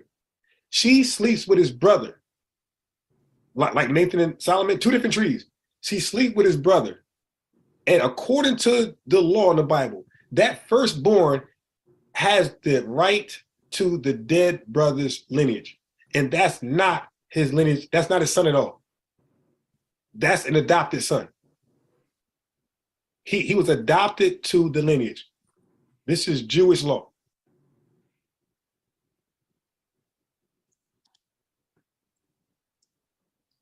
I'm letting you flow. Okay. I didn't want to jump in. All right. So her firstborn, the law is her firstborn, she's supposed to dedicate it to the brother who's dead that has no relation with that kid at all. No seed. You want to say seed? No seed relations at all to that kid. But that kid takes on the heir of whatever he left. So that brother, and then that kid generation will have no ties to their father, to their adopted father. Because at that point, it'd be adopted father. Because he has no blood relationship to that kid. No seed, no gene, none of that. No sperm. So he would be adopted father. But all those kids that have no relation to that, no direct relation to that brother, are heirs to his genealogy and whatever he in his possessions. Okay. So when we look at so now here's another example of that. Okay. If you look at Numbers, and I'm showing my screen, if you look at Numbers chapter 26:33, and it said, and Zelophehad had no sons but daughters. So this is Numbers chapter 26 verse 33. And Zelophehad had no sons but daughters, and the names were Mala, Noah, Hagla, Milcah, and Tirzah. The next chapter, first verse. Then came the daughters of Zelophehad. So his daughters are coming somewhere. They stood before Moses by the door of the tabernacle of the congregation, saying, our father died in the wilderness, okay, and had no sons. Okay, so our father died and had no sons. Let me just make that bold because I almost skipped that. Because when I do my notes, I like to highlight to show the to set apart from other verses. So it said, so she said, our father had no sons. Why should the name of our father be done away from among his family? So they're showing that when the father has no sons, the lineage stops there. And that's what I'm saying about the last one I just read, the law 25 Deuteronomy and Matthew's genealogy. The lineage stopped with Joseph. Okay, so it says, why should the name of our father be done away with from among his family? Because he had no son. Give us unto therefore a possession among the brethren of our father. So we see somebody being adopted in place of somebody who was rightfully deserving. And Moses brought their cause before the Lord. And the Lord spake, saying, the daughters of Zelophehad speak right. Thou shalt cause the inheritance of their father to pass unto them. And then he made that the standard law from then on. Let me go to, okay. Now, this might be the best example. Let me make sure this is it. Shoot. Yeah. Okay, this is the best example. This is First Chronicles chapter 2. Now, this is everything I read to you. This is the one you might want to jot down out of everything. This is a game changer. This is First Chronicles chapter 2. It said, these are the sons of Israel. This is Judah. This is Judah's genealogy. First Chronicles chapter 2, verse 1. It says, these are the sons of Israel: Reuben, Simeon, Levi, Judah, Issachar, Zebulun, Dan, Joseph, Benjamin, Naphtali, Gad, Asher. And it said, and Boaz begot Obed, Obed begot Jesse, Jesse begot his firstborn, Eliab, and Abinadab the second, and Shema the third, so on and so forth. But King David was the seventh son, or seventh, either son or seventh kid. So it said, now Sheshan had no sons but daughters. So now the next person had no, or not next person, but in that, I ain't gonna say next, because I went from 15 with David being the seventh, and then I stopped there, I went down to begot, all the way to 34. So let me not act like this is the first verse. This is 19 verses down, where we see the next guy, Sheshan, because he had a father, his father had a father, but Sheshan had no sons. He only had daughters like the last guy. And Sheshan had a servant, an Egyptian, whose name was Jarha. So he had no male offspring to continue lineage, just daughters, and he had an Egyptian male servant. Look what he did. And Sheshan gave his daughter to Jarha, his servant, to wife, and she bare him a tie. So now his daughter, and women don't have any natural rights to the heirs of the fathers, it's the sons. So this woman, the daughter, was able to marry a straight up Gentile father. So now that Gentile had that baby with that woman. We talk about the seed. That's not the seed of Judah. What verse are you at? First Chronicles 2 or what? 34. Okay. So 35 shows that Sheshan gave his daughter to Jarha, his servant to wife, and she bare him a tie. And then guess what? The lineage continues. So there was a disconnection. A Gentile was added to the lineage of Judah. As a matter of fact, if you read the first chapter, it'll tell you that this is the lineage of Judah, or the Israelites. So it says, so the daughter who's not supposed to be in the genealogy, because people say Mary can't be there. Really? Well, that's not Jewish custom, because we see the daughters are added to the genealogy, and she's allowed to have sex with a Gentile, and that baby continues the lineage of Judah. So it says they bear the son Attai, and then Attai begot Nathan, and Nathan begot, and then the whole lineage of Judah continues from a Gentile and a daughter. That's being adopted to the lineage.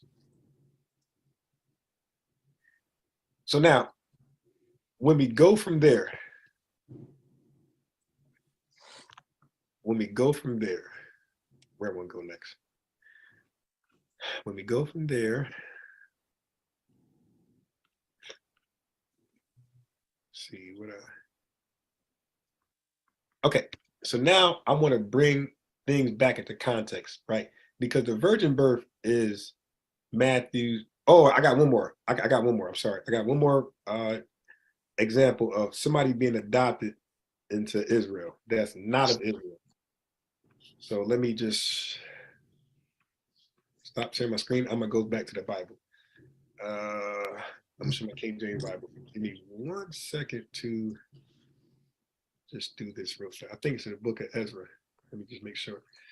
I think it's Ezra 8, actually. Ezra, come on. Let me share my screen again. Okay, so I'm gonna go to Ezra. I used to know all the Bible books in chronological order. I'm falling off now. So now, okay, I think Ezra. I made that my business to know all the verses. All the books. Me and my boys, I used to keep him sharp. Like, I'll ask him, go ahead, and he's a recital. Okay, so let me go. Okay, let me just get there real fast. Let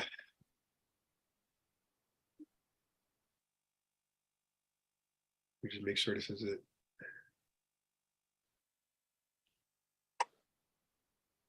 Let me just. Is it Ezra or is it? Let me see. There we go. Oh, I got it wrong. It's not Ezra. See, the names, the women names be killing me. It's Esther. Okay. So let me share my screen again. This is Esther. We're gonna go to chapter 8. Esther chapter 8. 8. Okay. Let me start from verse 1, and I'm gonna read. I'm going to just give some context. On that day did the king of Ahasuerus give the Ahasuerus. Give the house of Haman, the Jews, enemy until Esther the queen. And Mordecai came before the king, for Esther had told what he was unto her. And the king took off his ring. I'll put my nose. Okay, and the king took off his ring, which he had taken from Haman, and gave it to Mordecai. And Esther set Mordecai over the house of Haman. And Esther spake yet again before the king, and fell down at his feet, and besought him with tears to put away the mischief of Haman the Agagite, and his device that he had devised against the Jews. So we see that he has something against the Jews. And the king held out the golden scepter toward Esther. You still there? He probably fell off. But I'll keep reading it. Okay, he's coming back.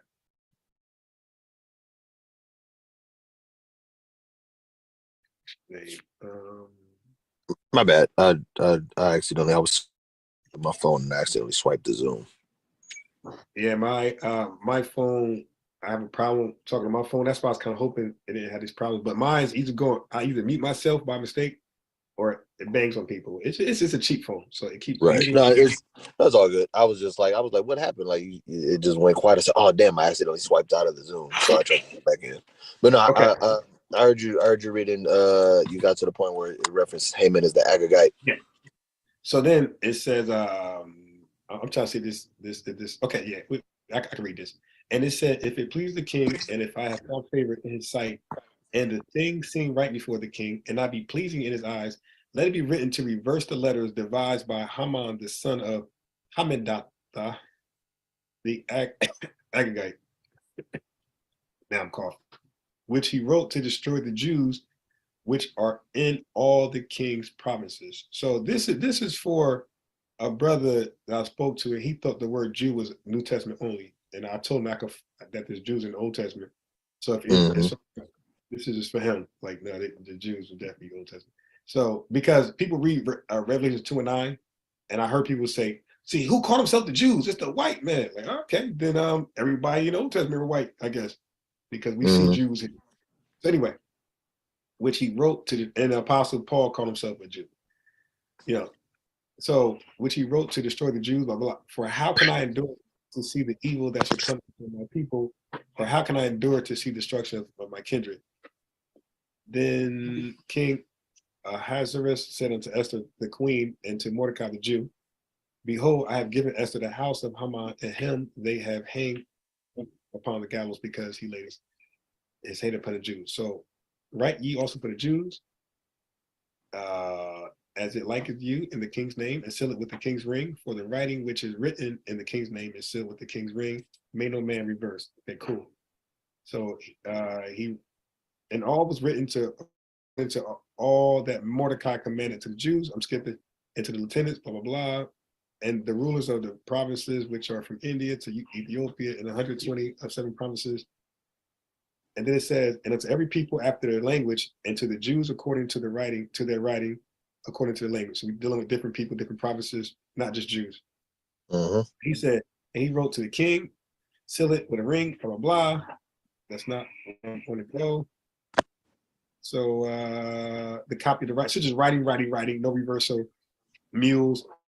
Okay, now 15. And so after all that was said, and Mordecai went out from the presence of the king in a royal apparel of blue and white, and with a great crown of gold, and with a garment of fine linen and purple. And the city of Shushan rejoiced and was glad. The Jews had light and gladness and joy and honor.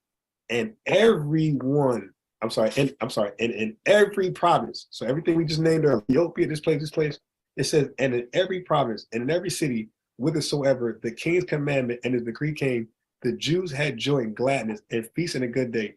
And many of the people of the land became Jews, for the fear of the Jews upon them. So if they're not from the tribe of Judah,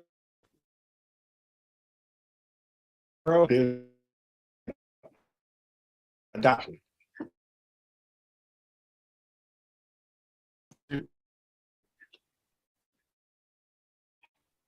Okay.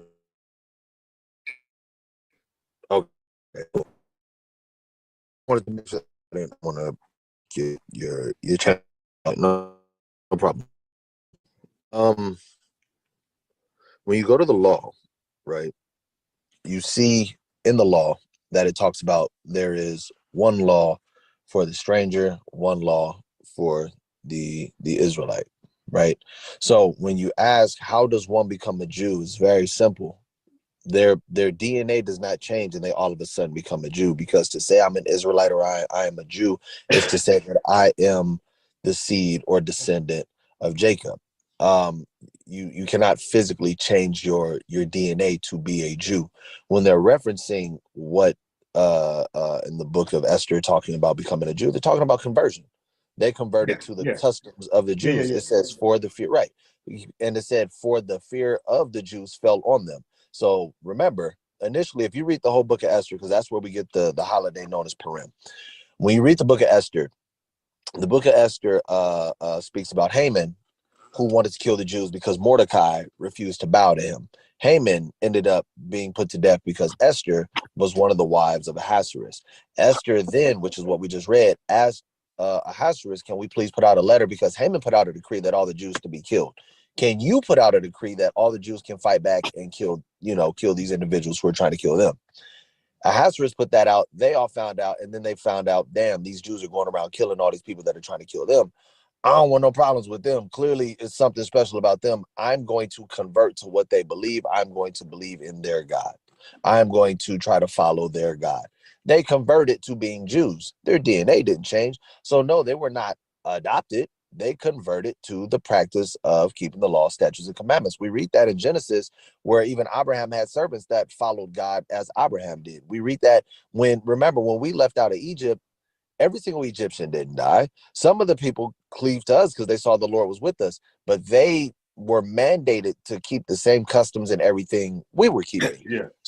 So with that being said, they essentially, quote unquote, converted because they had fear of our God. So I'm not arguing that. My question was, and I still don't believe, if we flip over to First Chronicles, I don't believe that whole chapter, because we have seen in a number of books where there'll be a specific topic or it's talking about something specific, and then there will be a shift. I do believe when you start off reading First Chronicles chapter 2, it's going into the sons of Israel. It goes into Judah. Then it goes into speaking on, we get to the point where Shishan, I think it was called, or yeah. He had a daughter. He had no sons. He died, he gave his daughter to Jara, and then it goes on to talk about the lineage of Jara. I'm not arguing that. I didn't argue that, but as you continue to read on, it doesn't then finish off and say, and these are all the sons of Judah at the end of the chapter. It doesn't say that. It went on to speak about the sons of Jara. I don't argue that, but I'm not going to sit here and say that because we read it through this chapter. Look, nope. So this is talking about Jara being now grafted in as a Judite. I don't see that in the scriptures.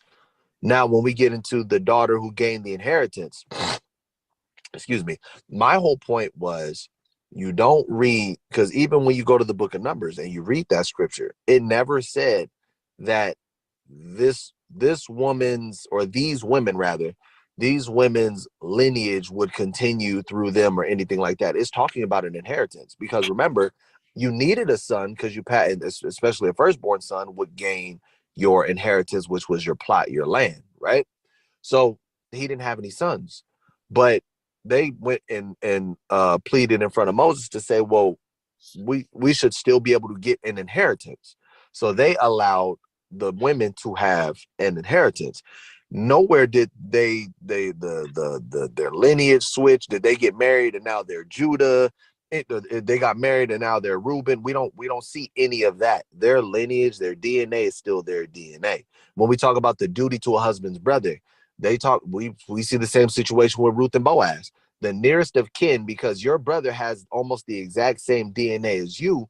When you lay down with this particular woman, you guys essentially have the same last name. That's the same lineage as your father, right? So you guys are all coming from that child's grandfather, which would be your father.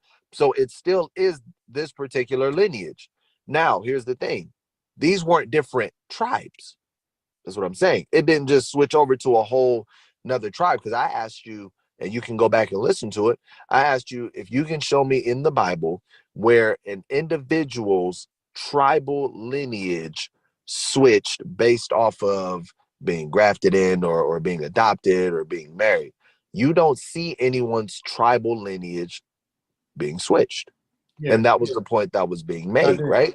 So now when you read, we can jump back over to the whole Immaculate Conception situation. When you read First Chronicles, it said that Solomon would be the one whose lineage will be established forever. Then you also see in the prophecies, it says David's throne will be established forever. Well, we know it's talking about David's throne through his descendancy, through his progeny. Then it goes on to specify that it has to be Solomon, through Solomon's progeny. And we know that Christ came down that line through Matthew 1, which was also Joseph's lineage, because it also says these are the generations of Jesus Christ. This is Jesus Christ's pedigree. Then you flip over to Luke. It also talks about this was the son of Joseph, as was supposed this. I'm more inclined to hold to Matthew, even if we say Luke is Mary's pedigree, that's perfectly fine. Mary's lineage doesn't go down the kingly line. And as I said earlier, when we talk about the Coniah situation, the Lord held true to that point, because in the time of Coniah, we went to the Babylonian captivity and the throne was in fact removed. But Coniah was the one whose line, because you don't read about those particular individuals in Luke, but you read about those particular individuals in Matthew. And so in Matthew, it talks about Solomon begat such and such, begat such and such, begat such and such. And then he gets all the way down to Christ. Verse 1 also says this is the lineage or the generations of Christ. And it's hard to argue that because it's right there. Christ is our king to be, which the scepter shall not depart from Judah. We read that way back in Genesis, and the scepter didn't depart from Judah. The king, what would you call it? The throne had been taken down because we no longer had a kingdom, but it still had to come down this particular line through the line of the kings. And if it doesn't come through Solomon, God is a liar. And we see that Luke chapter 3 does not touch on Solomon. So God will not be God, because God is a man that he should not lie. And I am the Lord, I change not, in Malachi. And he said it would come through Solomon. Luke 3 doesn't touch the lineage of Solomon. Matthew 1 does. So that would be all the arguments of First Chronicles 2. I dealt with that. The daughter's inheritance, which is not switching over, because you were talking about adoption, does not switch over your tribe, does not change your DNA, does not change who you are. You've only adopted the customs. And then the duty to a husband's brother, nobody disagrees with that. But again, they already have the same DNA. Yeah, but like you said, it switches though, because Solomon and Nathan have same DNA, and as we both agree, it's not the same. It's a total different lineage from Solomon down to Nathan down. Because like you said, because if that's true, then Jesus fits both. If he's from Nathan, so both genealogy. What do you mean? What do you mean Jesus fits both? Okay, meaning that you could choose any genealogy, because again, so we can't have it both ways. It's either the man himself, it got to come from his loins and his descendants, or it could come from his brother. Because if it could come from his brother, like the law of Deuteronomy 25, then that means Jesus could also come through Nathan, that still fulfill the scriptures. So it's either one or the other. It got to come through one guy and his descendants, or it could come through his brother. Well, the issue is this: you don't read anywhere where Nathan was supposed to be king. So when we're reading about, again, and you can look at this in any culture when we're talking about the kings, there's a specific son that gets chosen. This son was already chosen. So it'd be different if he died and then maybe Nathan picked up the throne after he died. That didn't even happen. He lived he fulfilled his kingship. He then had a son, who then had a son, who then had a son. So let me say this: just like you have with many people in the Bible, there's covenants with certain people. This was an agreement that the Most High made with King Solomon. Yes. Okay. Right. And King Solomon did some wicked things, and things changed. In the New Testament, you don't read the word Solomon one time outside of that genealogy. It's the descendants of Abraham, the descendants of King David, the offspring, the seed. Romans 1 and 3. You're not going to read anywhere in the New Testament, anywhere, where it says Jesus will come through the seed of Solomon. Nowhere. It's going to. You don't have to. You see it in the prophecies. So it doesn't have to be said. Hold on. It doesn't have to be said in the New Testament, because it's already said in the prophecies. Okay. And the prophecies are eschatological, meaning it's about the end times. It's about the latter times. So I don't have to reiterate it in the New Testament, because you also see in the prophecies that it says David's throne will last forever. Then areas it says Solomon's. So it's saying that he's of the seed of David. No one's arguing that, but so in let me flow real prophecies it fast. specifies. So let me flow. So go ahead. So it's a fact that nowhere in the New Testament it says Jesus will come from the seed of Solomon. Not one place. No, it just says David. Abraham and David. And if I'm right about Luke chapter 3, verse 23, then he came from the seed of David and the seed of Abraham. If I'm right? So that'll fit perfectly. Now, let's address First Chronicles chapter 2, because that was dismissed and it shouldn't have been. So if you read First Chronicles chapter 1, all the way down, every chapter, it's going to tell you that these are the sons of so-and-so. Just like Matthew chapter 1 said, this is the genealogy of Abraham. Well, chapter 2, it says that these are the sons of Israel. It goes all the way down past Jahar, past their son Attai. It goes all the way down. So this is the entire chapter. Look, chapter 3. It says that these are the sons of David, which were born to him in Hebron and first of mine. So it goes all the way down. So it tells you when it says sons and it lists everybody, that's the sons. Nowhere does it say, and it changes from, again, this is called context, right? When it's something says, yo, if somebody said, yo, everything in the basket is yours, that's just what it is. So this says these are the sons of Israel. That means everybody listed is counted as the sons of Israel. In chapter 3, David, chapter 4, these are the sons of Judah. Every person, every male listed that says begot. And then from there, we got the sons of Reuben. So we got Israel, we got Reuben, we got all the Israelites. It tells you that these are the descendants. So we definitely read that Sheshan had daughters who he married to an Egyptian, and they continued in the genealogy of Israel. So again, there's no way around that one. I'm still inclined to not agree with that. No problem. And I want to tell you why. Let me see something. Let me go to, maybe it would be Zephaniah. No. Here we go. First Chronicles chapter 4. The sons of Judah, Perez, Hezron, so on and so forth, right? And then it continues on and it goes down a lineage. Because even when you read First Chronicles chapter 1, watch this. First Chronicles 1, Adam, Seth, Enosh, Kenan, so on and so forth. The sons of Gomer, the sons of Javan. Now, the sons of Abraham, Isaac, and Ishmael, these are the generations. The firstborn of Ishmael, Nebaioth, then Kedar.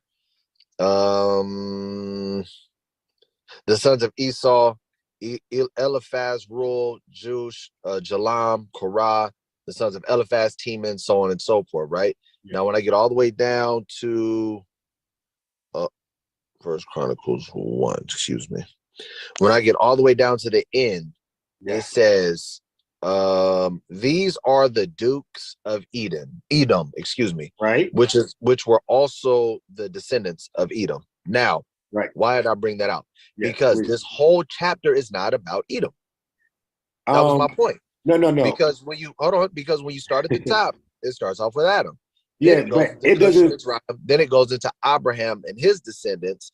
Then it touches on Edom. So what I'm saying is it's going down. It goes down a lineage. No. And then that's not true, because this is, you're not gonna let me flow. Okay, go ahead.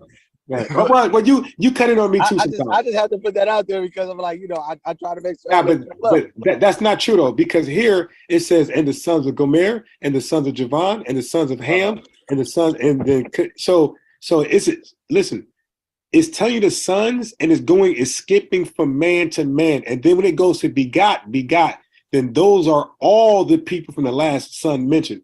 So when you go, so now this is going the sons of Ham, the sons of Cush, the sons of Javan, the sons of Gomer, the sons of Esau, whatever. But when it stops at that son and goes begot, those are the people of that son's last name lineage. So when you go to chapter 2, that's Israel. When you go to chapter 3, that's Judah only. There's no other sons of mention in 2.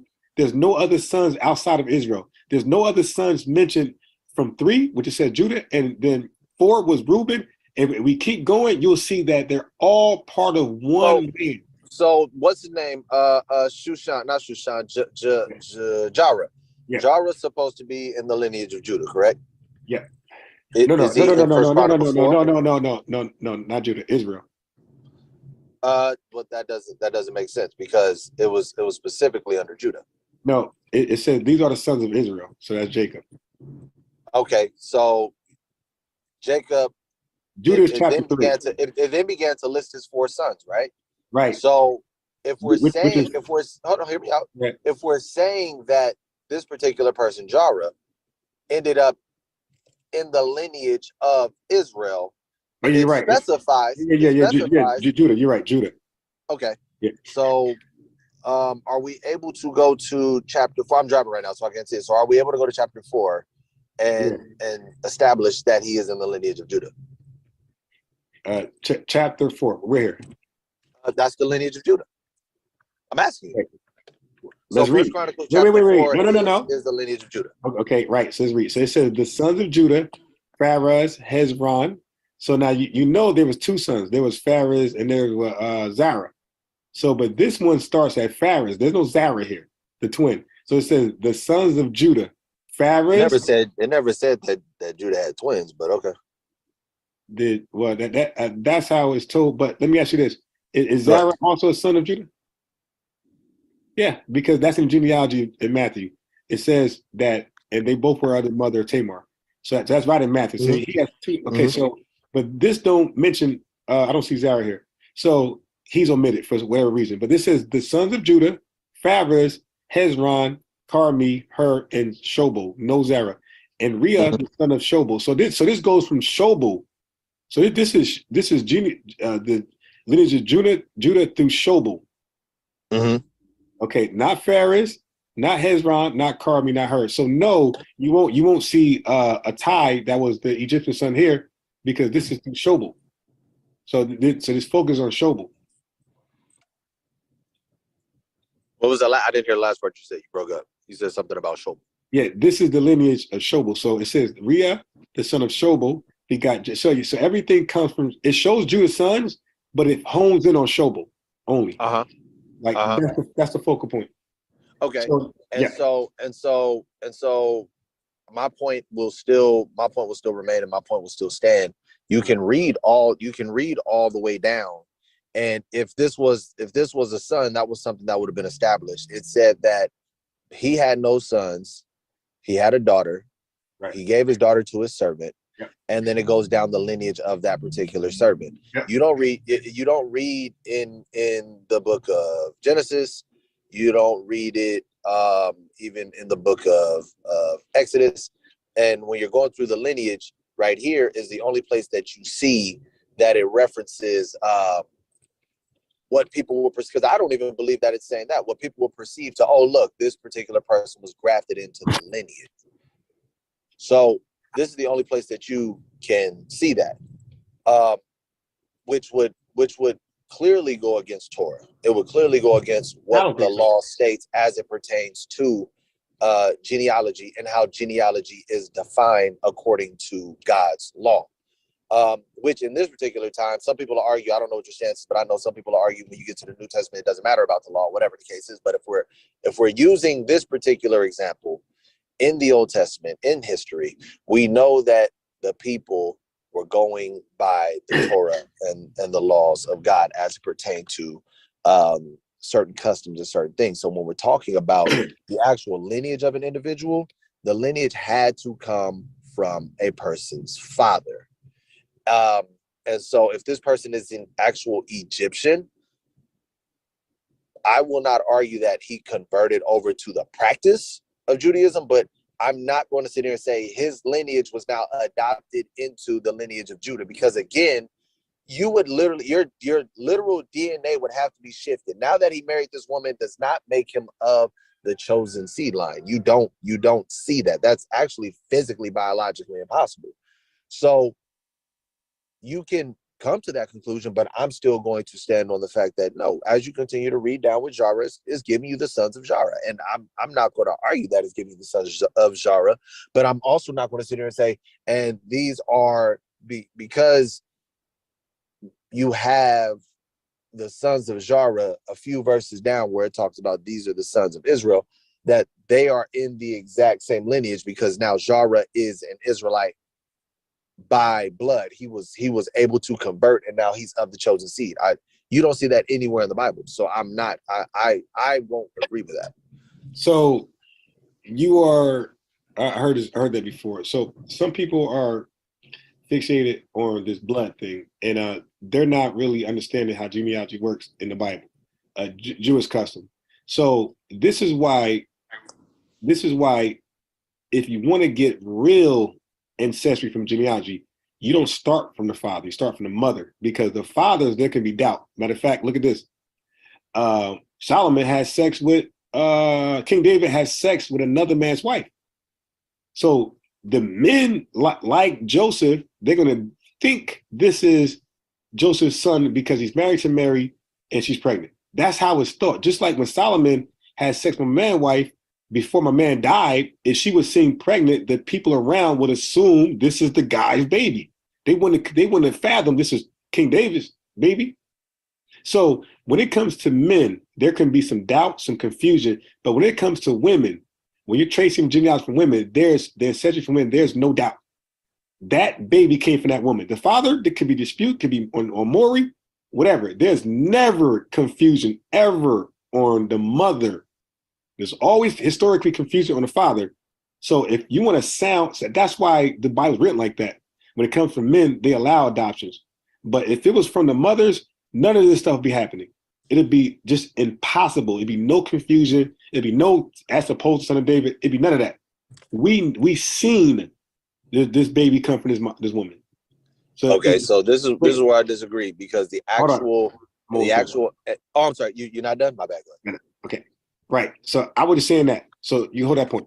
So because I want to read this real quick. So you could just, I will help you remember that point with the women and the father. But I want to get to this real quick. Go ahead. Because I believe this is missed. Because again, the language, and when you read the Strongs, because you mentioned something about overshadow, because I hear people say the angel, adultery, and I'm like, well, why do people pick and choose what Strongs they read? Because overshadowing, there's a Strongs number there. And there's no angel involved. So let me explain what that is. So first, I go to Luke 1, and I won't even read, because I think we both know the story of Elizabeth and Zacharias. So you're not a beginner, neither am I, so we ain't got to read every last verse. We could just sum it up with Zacharias was visited by an angel. The angel said, you guys, even though in spite of you guys not having kids because you're old age and she's barren, the Most High is going to make it a way where she's going to be able to conceive seed like Manoah's wife and like Sarah, right? So there you go. You got one of those barren women who are now able to conceive seed. So Zacharias did not understand the message. He doubted. The angel made him silent for a period of time. Okay, so when you go with that to the scripture says that the women were Elizabeth was perceived to be barren by the people. So this is a miracle. When somebody's old and when somebody's barren, the people around, when it's understood that you're barren, the people around know you cannot have kids. So that's why angel usually visit these women, because there's no other way to have kids unless an angel visits you. Once you're barren, you're done. So all three instances, the angel had to intervene with God's message. So the angel didn't have sex with Elizabeth to get her pregnant or to like help her be fertile. He didn't touch her. He just relates a message, and the Most High does the fertilizing of the eggs. You dig? So the angel relates the message. The Most High takes over. Same thing with Mary, and I'll read. So, so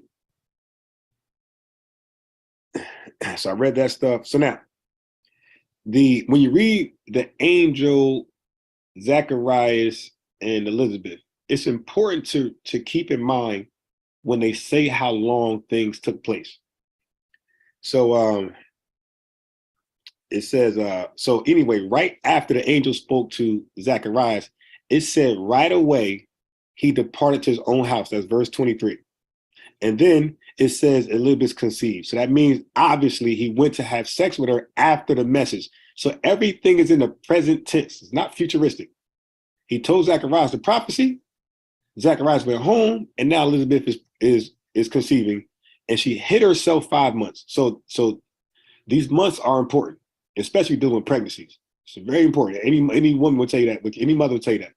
Any father will tell you that. That's active in the home. They'll tell you that these months are important when a woman is pregnant. Okay, so as soon as the angel got done convincing Zacharias that this is the way it's supposed to be, he went home right away and Elizabeth conceived. This is not a future prophecy. This is to happen right now. Okay, so then right afterwards, Elizabeth was like, she was thankful. She said, the Lord dealt with me in days where he looked upon me and take away this reproach among men. So that's proof that the neighborhood knew she could not have kids. So she hid herself because if she's pregnant, then people, so that's what I'm trying to say, people, when he's behaving like the son of Joseph, there's an appointed time to do things. So she was not supposed to be seen pregnant before the people. She hid her pregnancy from the people. The miracle was not supposed to be seen and witnessed by the people. So she hid herself 5 months, saying, thus the Lord have dealt with me. Because again, if people know think about this. She hid herself, she hid her pregnancy, Elizabeth. So when she's walking around with a baby, nobody's gonna think it's hers because she can't have kids. But if they see her pregnant, then they know that is no doubt that's her kid. So this is why people hide themselves from the public, because they don't want it to be confirmed. So she said, the Lord took away this reproach of men from me. And in the 6 months, again, so now this is 1 month later after she conceived seed. 1 month later, the angel in the 6th month of Elizabeth's pregnancy was sent from God. So she done about the birth. So Elizabeth is clearly showing. So anybody see her knows she's going to have a kid, and they're going to know about John the Baptist. So this is why people say, well, how can people think Jesus is John the Baptist? That's because they don't even know about John the Baptist. They think Elizabeth is still without kids. So, so in the 6th month of Elizabeth's pregnancy, verse 27 says, the angel Gabriel, and this same angel never really tells his name. He never reveals it to anybody, especially when dealing with Manoah. That they begged for the angel name. He said, nah, you're going to basically get cursed if you keep trying to inquire. So this angel, Gabriel, was sent from Zacharias' home, or his experience, not his home, but his experience, to a virgin spouse to Joseph. Now, this virgin word is not like Alma. This is Pathanos. And in the Greek, this is always an actual virgin. Like, the hell? Phone talking to me? Cheap phone? God. Oh, my God. So anyway, Parthenos. This is always virgin. As, like, again, English and Greek are more similar than Latin and English, or Latin and Spanish. So this is an actual virgin that they're talking about in the entire New Testament. It says virgin. Okay, so the angel came to a virgin espoused to Joseph, promised to Joseph, and the virgin's name was Mary. And the angel came into her and said, hell. So this angel came, so 3 angels came to women that could not have kids, right? Because they were, God wanted to bless Sarah, God wanted to bless Noah's wife, and God wanted to bless Elizabeth, right? Because he found favor in them, some type of favor. Mary is the first person that the angel is coming to have a kid who can have kids. She's not known to be barren. So why would an angel come to a fertile woman to have kids? So it says, and the angel came into her and said, hell, thou art highly favored. So this is why the angel comes to her. It's because the Bible says, who could find a virtuous woman? It said, like, basically nobody. So now the angel said, wow, I found one. I found a virtuous woman. So it says, the Lord is with thee. Blessed art thou among women. That's it. The Lord is with thee. That's Emmanuel. Thou art highly favored. The Lord is with you. That's Emmanuel. God is with you. So she's a sign. So it says, blessed art thou among women. And when she saw him, she was troubled, like most people are. And she didn't understand the message, just like she didn't understand Jesus' message when he said about my Father's business, because they are carnal minded. So, and the angel said unto her, fear not, Mary, for thou hast found favor with God. And the whole Jesus, blah, blah, blah, the whole, she consumed Jesus, blah, blah, blah, blah. And it says, verse 32 is very important because people skip past this. So this is to answer your earlier question about angel and adultery. That's actually blasphemous, because this tells you how it's done. It said, he shall be great and shall be called the Son of the Highest, not the son of Joseph. He shall be called the Son of the Highest. And the Lord God shall give unto him the throne of his father Solomon. No, the throne of his father David. It's all about David when it comes to Jesus. No Solomon. 34. Then Mary said to the angel, how shall this be, seeing I know not a man? So I wanted to just read this to you, so there's no play on words. No, not a man. Genesis 4:1. Adam knew his wife, had sex with her because she conceived. Cain knew his wife. Cain, Abraham, and they took them wives, Sarai and Milcah, and Abraham took his wife. So we know knowing, when you know somebody, that's sex. Okay, so I just wanted, so those are reference points to that. So Mary said to the angel, how am I going to have a child and name these Jesus and all this type of stuff? I never had sex with a man. So now, if you have to know that Luke's account is before Matthew's. The angel visited Mary before he visited Joseph. So Luke's chapter 1 is actually before Matthew's chapter 1. So when you read verse 18, the birth of Christ and his wives, that's actually picking up from the experience with angel and Mary. So it's a conclusion. It's picking up. So she said, how shall this be? I have never had sex. So at this point right here, we know she's an actual real virgin. And it says virgin Parthenos, and we know she's a virgin. She just said it. So there's no doubt here. She's an actual virgin. Okay. Let's go to 35. So that was verse 34. How shall this be? I'm a virgin. That's not possible. We need to have, like you said, we need to have a father and mother. Angel, what are you talking about? So the angel went to explain the process. And this is what people miss in the Strong's numbers. And the angel, G32, answered and said to her, the Holy Ghost, not Joseph, will come upon thee, and the power is G1411. Now that right there, my brother, you should look that one up. So the power of the highest, there's no angel. The power of the highest shall overshadow thee. Therefore, also that holy thing which shall be born of God shall be called the Son of God, not the son of Joseph. So everything is with God, the Father, and Mary. Now, what does the power mean? So G1411, the Holy Ghost shall come upon thee, and the power, it's not angel. The power literally means the miracle works of God. This is literally a miracle birth. It says the Holy Ghost shall come upon thee, and the miracles of the highest shall overshadow thee. Therefore also call the holy thing God. Where's the proof? Precepts. Let's do precepts. Mark chapter 9, verse 39. But Jesus said, forbid him not, for there is no man which shall do a miracle, G 14:11. That's the power we just read about, 14:11. Acts chapter 2 and 22, the day of Pentecost. Ye men of Israel, hear these words. Jesus of Nazareth, a man approved of God among you by miracles, G 14:11. So we know that power in Luke 35 is that G 14:11. That's actually the word miracle. Wonderful works, great signs, all that's synonymous with the miracle works of God. So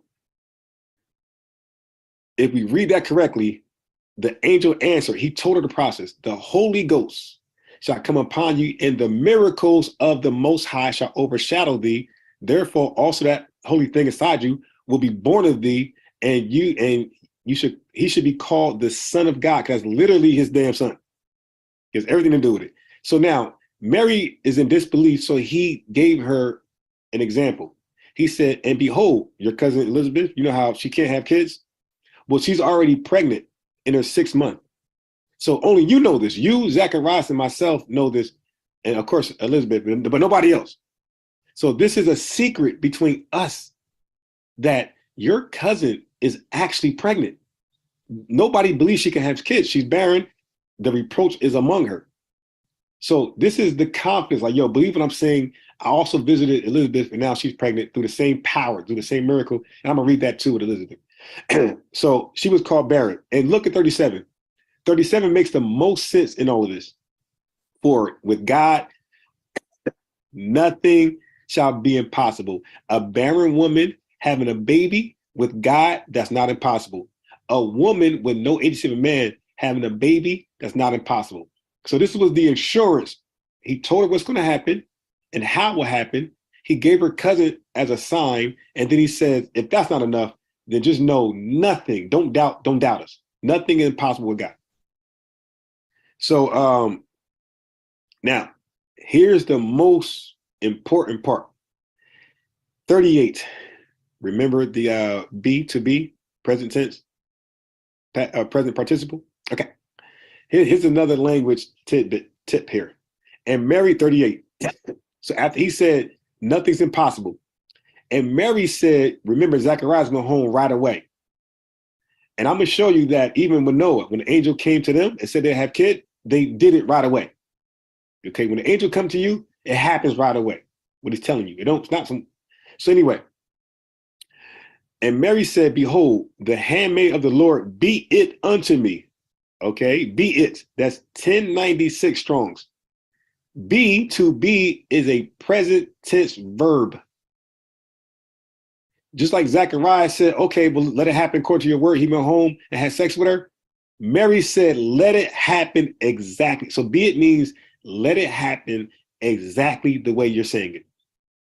So she said, okay, then be it unto me according to the way you explained it, and the angel departed from her. So I say, according to Mary's words, be it. The process started right there. As soon as the angel departed from her, the conceiving started right there. And here's the proof. 39. And Mary entered into the house of Zacharias and saluted Elizabeth. And we know everything from there. But what we missed was this. We missed verse 56. So if I'm right that it started, well, if I'm right that Mary said be it until the way you said it to me, and be means present tense, means action, verb, present, happen now, that means the process started now. The most important verse in all of what we read in Luke chapter 1 is verse 56. Again, it tells you how long Mary stayed with Elizabeth as she was conceiving seed. This is all before she visited Joseph. She's still a virgin. She had no sex. Joseph and her did nothing. I don't give a damn how long they lived together. She's a virgin from her own mouth. Okay, so verse 56. And Mary abode with her about 3 months and returned to her own house. So if I'm right and the Bible's right, she's coming back to Joseph 3 months pregnant. So she left, no, not pregnant. She's coming back 3 months pregnant. This is an important verse that most people missed. She's going back home 3 months pregnant. Now, Matthew chapter 1:18 picks up from here. The angel visited Mary first as a virgin, no sex, with no man. Now she's going home after staying away for 3 months. So, of course, Joseph is going to say, damn, Mary, where you been at? Oh, you pregnant? Oh, shit.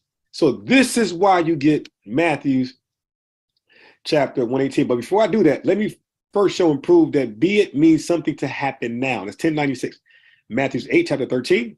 And Jesus said to the centurion, go thy way, and thou hast believed. So be it done unto thee. And the servant was healed in the self same hour. It happened right away. He was healed. So it said, be it done. That's an action, present tense. That's a present tense action. Matthew 9, verse 10. And it came to pass. That's 1096. That means it happened now.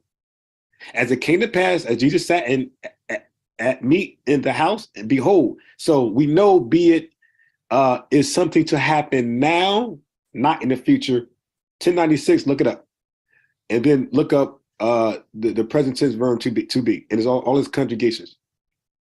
Now, so verse 56 shows that Mary went home pregnant, 3 months pregnant. She stayed with Elizabeth 3 months until she's actually showing. Because if I'm right and she's conceiving seed, if she goes home too early and she's not showing, Joseph's not going to look at her belly and recognize she's pregnant. So he's going to have sex with her. And men, when they have sex with women, Now, when the angels say, no, that's not your child, Joseph like, the hell it ain't. I just had sex with her.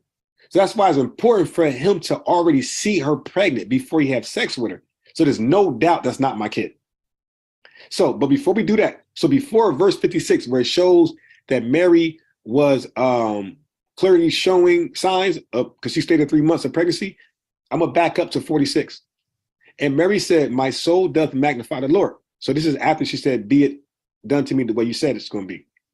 So Mary said, for he that is mighty, that's G 14:15, has done me a great thing. That's G 31:67. That great thing, my brother, is, if you look at the Strongs, that's considered a miracle.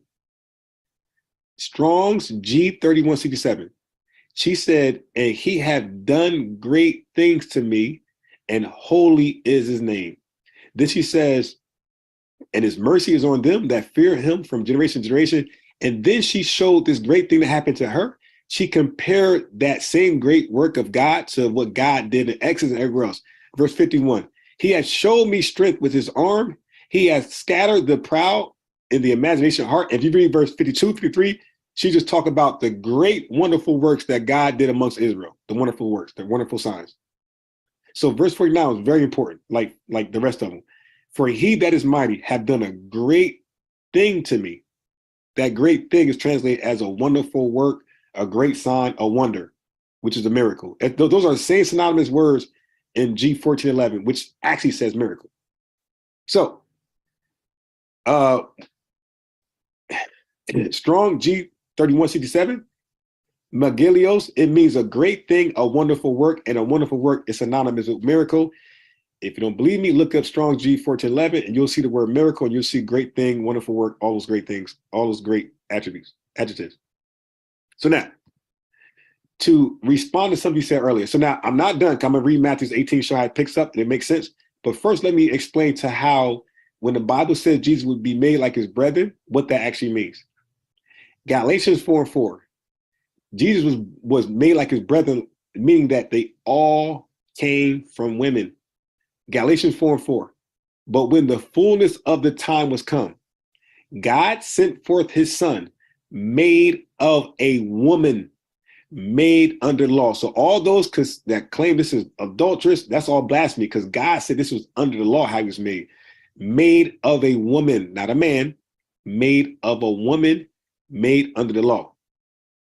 And the way he was made, if you go back to Hebrews 2, you look at verse 9, but we see Jesus who was made a little lower than angels. Yes, if the Most High is your father, you're going to definitely be above man, fleshy man, but you're going to be a little bit below the angel because you had human intervention or interaction. So it was the Most High miracle work with Mary, which by default puts Jesus under the angels, because the angels are pure, no human intervention at all. 1 Corinthians 15 says, 47 says, the first man is of the earth, earthy. The second man is the Lord from heaven. God was manifest in the flesh, just means woman. That's 1 Timothy 3:16. Justified in the spirit, and so on and so forth. And I want to do Philippians chapter 2, verse 5. Let this mind be in you, which is also in Christ Jesus, who, being in the form of God, thought it not robbery to be equal with God, but made himself of no reputation, took up him form of a servant, and made in the likeness of man, and he was being found in fashion as a man. This is what's going on in the womb. This is only possible if you're born from a woman. So from there, I just want to go to where Matthews picks up from there, in verse 18, and you could take it away. Let me just go back. Matthews. Okay, and then I'm done with this. At least this is my entire argument, along with other things I stood by. So Matthew chapter 1, verse, and then we could just do a conclusion, and we could just, so we ain't talking in circles. So Matthew chapter 1, verse 18, this is when it picks up. Now the birth of Christ was on this wise. Whereas his mother was espoused to Joseph before they came together. This is why we know they have sex, because it's telling you what was going on in Luke. She was already pregnant when she was coming back, 3 months pregnant. So they didn't have sex. She came there pregnant. So Joseph is no doubt, he never think that baby was his. So before they came together, she was found with the Holy Spirit, the Holy Ghost. So if I'm correct, if I'm correct, this is correct, the way it reads. Before they had sex, because she's a virgin, she don't know a man, she came back home, found by Joseph, pregnant with the Holy Spirit. Then Joseph looking at Mary, because if I'm right and the Bible's right, if she's coming back home pregnant and they didn't have sex, like she said they didn't have sex, and she's 3 months pregnant, then Joseph is going to see her as an adulteress. But Joseph had a lot of respect for Mary because she's highly favored. She must have had a great reputation in her community and amongst Israel. So then Joseph, being her husband, being a just man, think of that word, it's a behavior. That means you can be unjust. That's not who you are. So he's being a just man at this point. He's taking the high route. He said, and not willing to make her a public example. And we know the laws was supposed to happen. So a quick reminder, in Deuteronomy 22, I won't even read it because I'm sure you're aware of this. The law states that if a man go into a woman and find her not a virgin, he will put her on blast, right? And it's up to the father and mother of the damsel to prove she was a virgin. Otherwise, she'll be stoned. And then the other law is, so that's one thing. Bold online, I'm like, yo, let's just have a peace. But they think, our people think when you ask to sit down, talk, they automatically think it's a fight, it's an argument. It's like, nah, bro, I don't know what you was exposed to growing up. I really just want to talk to you. That's it. And we could go our different ways after that. Some of us just want to be heard. So right. So I would say that even though Nathan wasn't the king himself, I would say that the emphasis isn't on the kings, even though it's coming from I would say that the emphasis is coming from the lineage of kings. So even though Nathan was not a king himself, his father was the greatest king ever to live. And I think that's the focal point where I'm concerned when I read that. I would disagree, but go ahead, because I know you said you wanted to deal with that and then touch on the point that I made. Go ahead, though. I'm listening. So that's where I would come from. And secondly, so I would say that's how I respond to that one. Like Nathan was definitely the son of David, and I would say that because I'm open to learn different stuff. I don't know if the focus was just on Jesus being king, because we also mentioned, you actually read just now, that the priest, being a priest somewhere in there. And we know Melchizedek was a priest. And what else? Yes, I don't know if he was supposed to be a king. It says he'll sit on the throne as king and those things. We can look at Zerubbabel sitting as governor, and it also calls the prophecy in Isaiah 7:14 says he's everlasting, blah, blah, blah. We think that's Jesus. And it said that he'll be governor. And it said king, said governor. So that's the angle I would come. Okay. And I guess I'll touch on that after you bring out your other points. Yeah, I'm done. Okay. Oh, you didn't have anything pertaining to there's something that you said you wanted to speak on. So let me see. The last thing we read, I'm looking at it right now. So, okay. No, so I agree with the angel thing. I don't have a problem with that. And I do believe that people in Sodom and Gomorrah were angels, like no different than Gabriel or whoever else. Yes, that's not an issue over here. Yeah, no, I can rest my hat on that. Okay. I think you're referring to